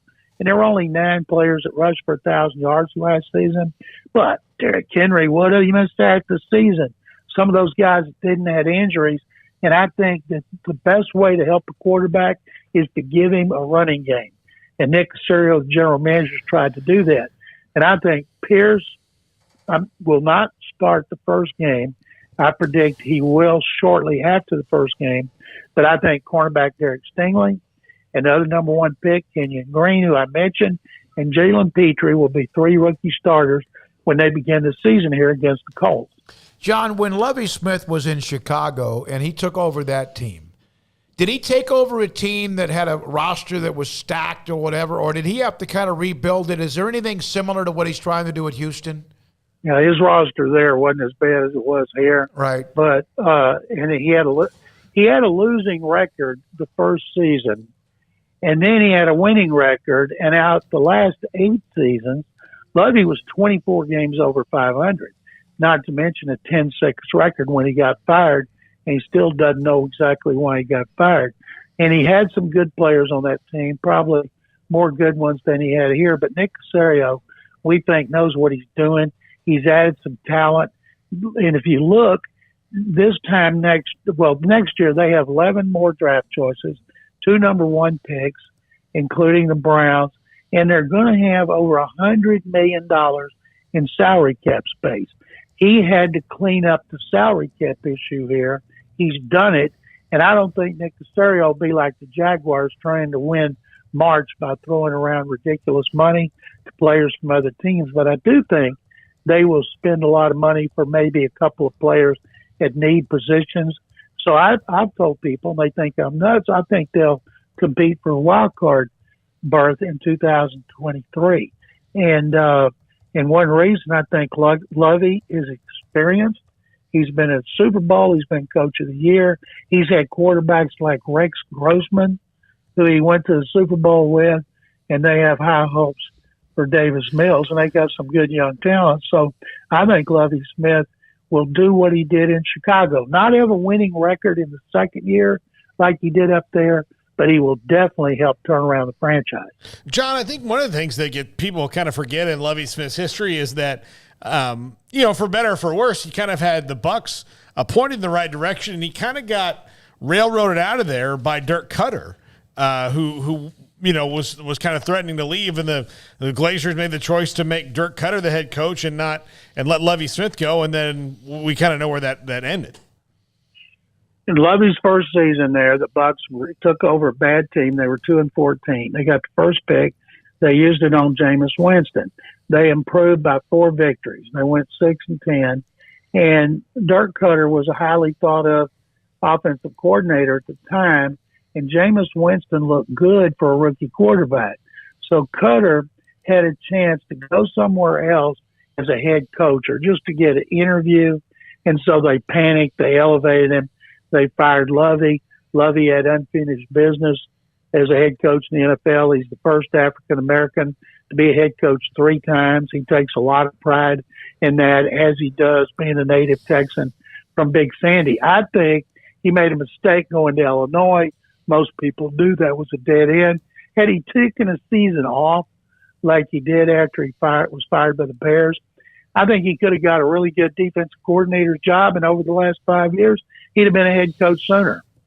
John, okay, so of the 8 introductions, Craig, do you have something else? Yeah, I had one more question, John. I know I've asked you this at least a couple times because every time this type of story comes up, I always typically ask you about it. But what would you do with the Pro Bowl? The story out there today that they're looking at changing it up, even eliminating the game entirely, maybe focusing on more of the skill side of things. What would you do if you were in charge of that decision? I would take the old lingerie bowl they had, and I would combine it with the Pro Bowl, and I'd play like we used to play in my backyard in the street in Waco, 2 hands anywhere. There you go. And let me tell you something. The NFL owners, they make money off the Pro Bowl. Right. They're not going to just say, okay, we'll give the money back. If they find a way that they can make as much or more, they'll do it. If that was having the guys bowl, celebrity NFL bowling, they do it. But before they give it up, they're going to have to make sure it's worth it financially. Do they care if players get hurt? You don't see a lot of players getting hurt at the Pro Bowl. It happens every once in a while. It didn't happen much back when they had full contact. When the Oilers were putting 8, 9 players in there in the late 80s and early 90s, I watched it just to make sure none of them got hurt. That would have been a story. That's the only time I paid any attention to it. All right, so of the 8 introductions on Saturday night, yours was funny as hell because of the story that you went to the wrong house or whatever mansion in River Oaks, and there were more of other things as well. I thought Ed Werder was hilarious introducing Galloway. Everyone wanted to bring up Galloway in the bar. And what was it? Laufenberg was looking for him, introducing Brad Sham. He goes, "Where's Galloway?" And he was at the damn bar. But didn't you think that Clarence Hill on Shireen was great, very classy? I thought everybody did a pretty good job on the introduction. And Brad Sham on Frank Lieber. I thought everybody did a tremendous job. We've had almost 3 years to prepare for it. And I thought Ed Werder did the best intro, and I thought Randy Galloway, who we had on my show here this morning, I thought Randy was the funniest just because I've always thought Randy was a funny SOB. And I told a story here that I told there, that when I was working for the Trib for Hollis Biddle and Dave Campbell, and Dave used to bring the papers from Houston and Dallas into the sports department when he was through, and we'd jump on them like sharks on chum, and I read them all. And I told Tony Peterson and Lester Zed, Tony introduced me Saturday night. Lester couldn't make it, but I've been friends with him for over 50 years, that if I ever was able to work at a big paper in Houston or Dallas, I would like to cover a beat like Randy Galloway covered the Southwest Conference. Then he went on to cover the Rangers and become a columnist and talk show host. And I said this, and I told Randy again today, I have never seen a writer have his finger on the pulse of a fan base like Randy did. He wrote what people wanted to read in a way they could read it. He wrote it like he was talking to them, and they agreed. And that's why he wasn't just one of the greatest in our state's history. He was one of the greatest in our nation's history. And I can't tell you how honored I am to stand with Randy Galloway and the other inductees. And I wanted to thank the Hall of Fame and our selection committee.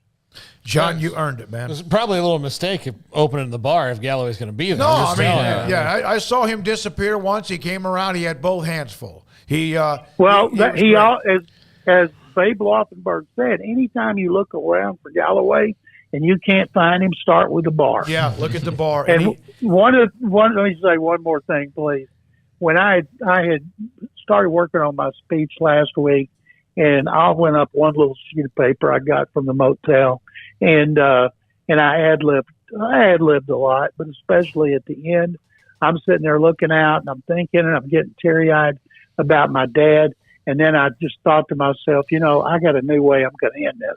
And I ended it with sick and bear. There you go. We Should not surprise you guys. No, it doesn't. John, well earned. Thank you. Congratulations. It was great to see you. And so happy that everyone was there to support you along the way as well. They did a great job. Jay Black did a great job, and the Texas Sports Hall of Fame. All right, when we come back, again, our thoughts and prayers with the city of Uvalde, with the elementary school shooting today down there with over a dozen injured, killed. Yeah, I mean, it's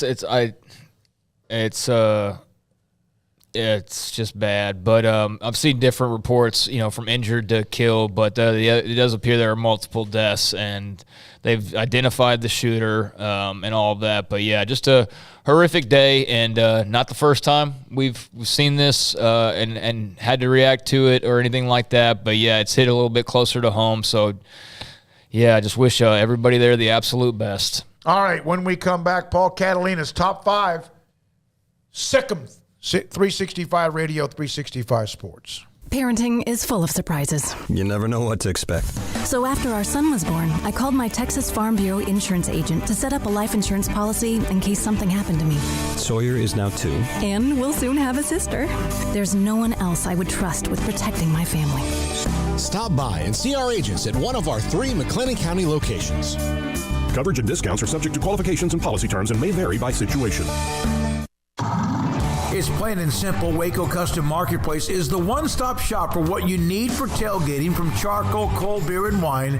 And, of course, customize your order with brisket, tri-tip, sausage, wings, smoked pork tenderloin, country-style or pork spare ribs, marinated beef and chicken fajita meat, ground beef and chili, meat, hot dogs, and burgers, buns, seasoning, sauces, chips. There's fresh baked bread and kolaches every day, breakfast sausage links. And you can also customize your favorite cut of steaks from Select, Choice, or Prime, bacon wrap fillets, ribeyes, New York strips, sirloin, T-bone, and porterhouse. Full service butcher shop includes pork, poultry, beef, chicken, and seafood, serving Waco restaurants and families since 1940. Your one-stop shop for beef, pork, poultry, and seafood needs. Waco Custom Marketplace, 425 Lake Air Drive, or WacoCustomMarketplace.com.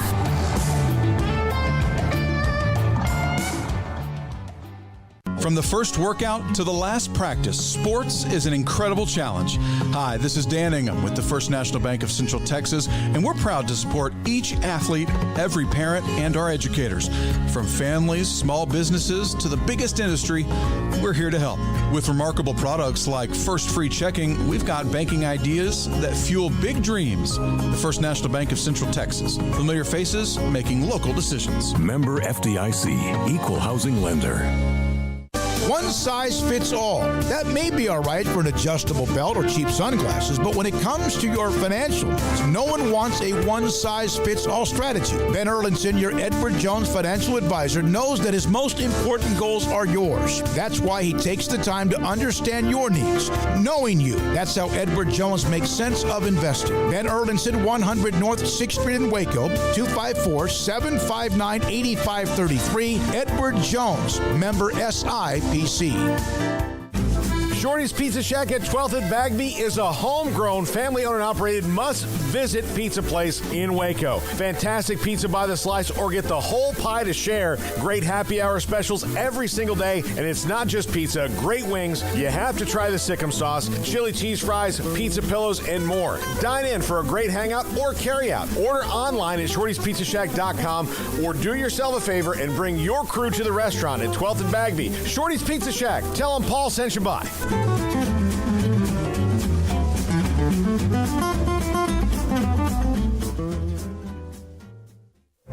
Stepping into the boots of a U.S. Army officer can add confidence and leadership skills to your son or daughter's career path. See all the things they can achieve in our boots at GoArmy.com. U.S. Army Waco Recruiting Company, 254-598-8131 or 254-776-1543.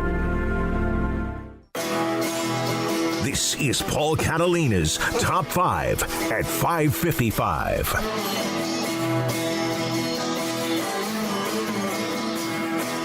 Top 5 things we must see in the future of college football, and I realize now I did leave collective bargaining out of this. So I would say if there's a sixth, collective bargaining is probably Where would that be? On the table. It's probably it's got to be in there somewhere in the top 5 because I don't know where, but it's just heading down the road of where that's the most logical solution. It really is. I mean, that's why, I've been kind of not pounding the table on that, but I've been mentioning it now, I think almost every show of being, if that's the way to kind of answer a lot of the questions, and let's go for it. And I don't know what the fallout from that would be in terms of the university and what that would cost them. And I know there would be many that would throw their hands up like, oh, there's no way. But, I mean, if that's the way to settle things down, then that's what you got to do. Yeah.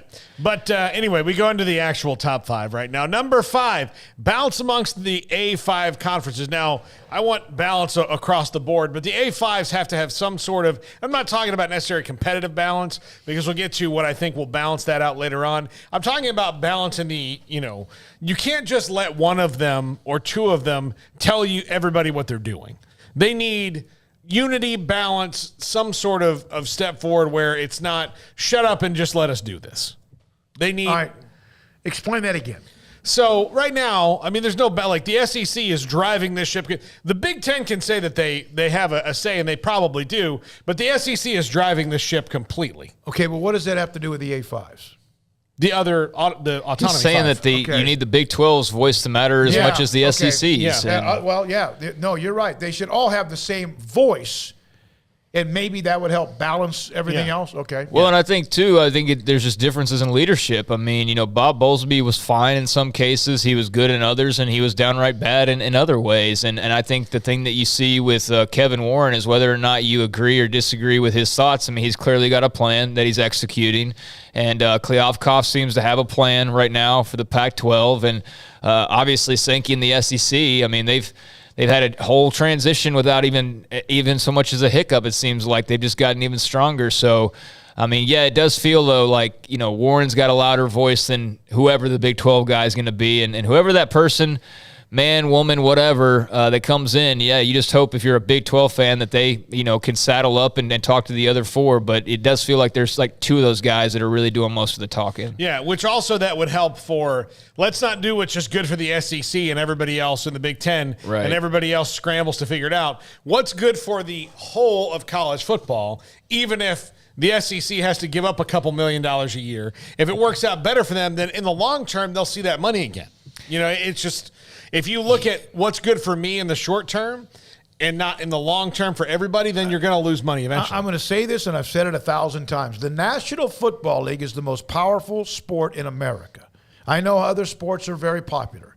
If those 32 teams can understand the best is who the weakest link is, has to be strong, then why can't college football? Because there are 80 more teams. There are 80 more teams and less money. Yeah. The NFL makes way more money, and they have 32 teams to slice it through, whereas you're talking about not as much money and then add 80 more schools. And why should Alabama feel like they should be making the same amount of money as Kansas? Well, they do when it comes to the television national contract. They do. The college football playoff distributes all of that equally, right? They do. Every conference gets it. The problem is the difference, not the problem. The difference is each conference also has their own revenue stream based on popularity and value. You would think that there's a way to help out, but then we get around to like a term like subsidize, and I just don't see any college athletics leader taking money out of their own pocket to help like Forest U, maintain their football team. They have no motivation to do so other than the spirit of the game. And I know I'm big on talking about the spirit of the game, but ultimately it does come back to money. And the ACC, SEC, they're not going to float another conference just because they're making much. I do like the idea of those A5 conferences negotiating the television deal together. That to me makes a lot of sense because, again, we like football. And I think that maybe this is where the network execs are kind of losing it. We like football for the most part as college football fans. Yeah, we like our own team. We like our own area. But we like it because it's this big, gigantic national sport. I grew up in a time, and I know this is a long, long time ago, but the regional rivalries were a big deal. I love watching every damn one of them. And right now, I don't know how many of those I watch. Yeah. All right, we got to get to number 4 here. We've been on number 5 for conference stability. When I say that, that's different than what I just said. Let's not see much more movement within the conferences. Let's get to something and stay there for a good long while. More than a decade. But the same people who are greedy here too. Yeah, I know, but that's what we need to see. I mean, that could happen if the SEC would not go and talk to Texas and Oklahoma, or vice versa, and that would happen if you didn't have rumors of, oh my gosh, what are Oregon and USC and even potentially Washington going to do in a scenario where maybe the Pac-12's falling behind. But yeah, having some stability would certainly help more than just a select few in this case. And the Big 12, even though they're back to full strength and actually will be bigger than they have been in quite some time. I mean, there's still plenty of questions that linger there as well because of TV money and what that might look like. Yeah. Number 3, NIL guardrails. And this might be collective bargaining. Really, if you put that in there, maybe switch out guardrails with collective bargaining. Whatever's going to make it, equitable across the schools as much as it could be, then that's what needs to be happening. Plus, just some understanding of what's really, what this is really for. And that way everybody can make their money. And it's not necessarily, I can be sitting in my room and in Manhattan, Kansas, and get a phone call and be like, hey, how about you come to Knoxville, Tennessee with... How much would this be limited if they just tightened up the transfer portal? And I know there's going to be waivers because of lawsuits. Everything's about lawsuits. But how much would this have been tightened up if they would have allowed the transfer or kept the transfer rule the way it was with graduate transfers only? It would clean up a lot of it because guys are not going to sit out a year, especially if you're telling them they're also going to get paid while doing so. What coaches want to do that necessarily? Where they've got a guy on the books for $3 million, and not quite that. Let's say $30,000. Now that might be a drop in the bucket, but yeah, you eventually want that wide receiver, but that wide receiver's not going to necessarily sit around and wait on that. Yeah. It's like COVID allowed every damn everything to just fly. Not just in athletics, but everywhere else. It did. Yeah. Number 2, real governance. Okay, this is real. Can we get this for just the world too? Yes. That'd be great. Governance. Yeah. Well, let's just everybody. Go I don't get know. Moglia. But the thing about governance is the people who seem to want these jobs are not the people who are necessarily qualified for them, because the people who are qualified for governing jobs are too smart for it and think this is too much of a headache.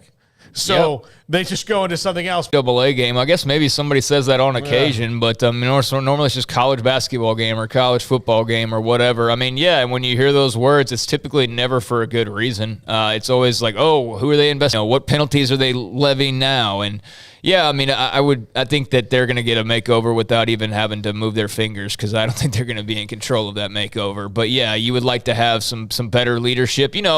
For example, if somebody were to come to this hypothetical leadership a few years ago and say, or come to them right now and say, like, hey, there's this NIL thing rolling down the tracks. Maybe it would be a good idea if we just started, kind of handing out a little bit of money here and there, and, people can sell their jerseys with their names on it, and we can, do all those things. Maybe let's just do that and get ahead of the curve. No, instead, let's just sit on it and say this money is ours, and then just gobble it all up and then act shocked when we have to go pay tens of millions of dollars to lawyers to lose a losing case. Quick nerd reference. The NCAA is like Gollum holding on to the ring. They really are. And then you just die in the lava. I mean, that's what happens. But no, they need real like leadership that okay, when something happens, who's the person? Who's that person? Who's the person that's going to make the final call? Who's the person that's going to make the call that's in the best interest of people involved?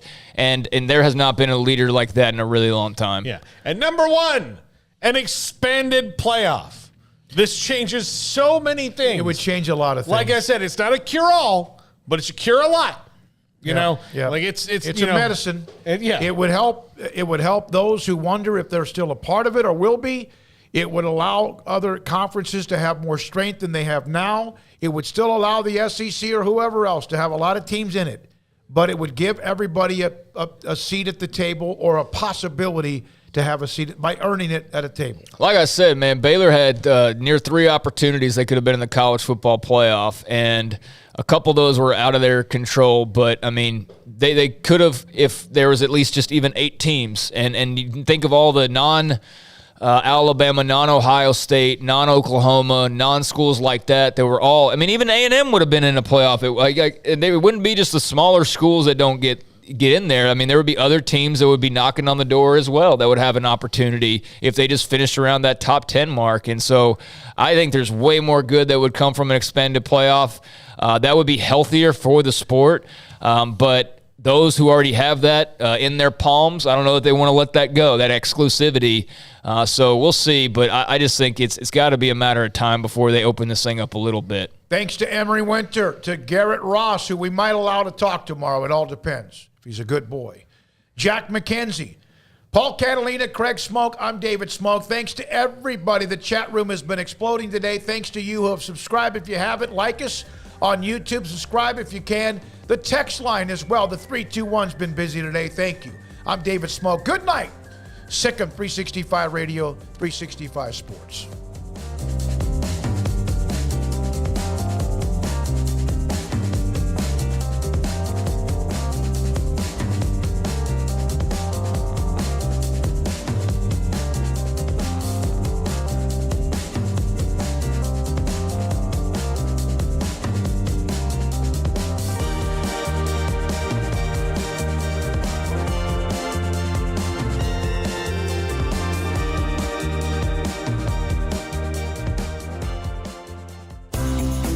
Ideal MRI is a small family business right here in Central Texas. We're open to support you while lowering the cost of healthcare bills. When you need an MRI, ask your doctor for an Ideal MRI. Visit us at idealmri.com or call us at 833-IDEAL-MRI.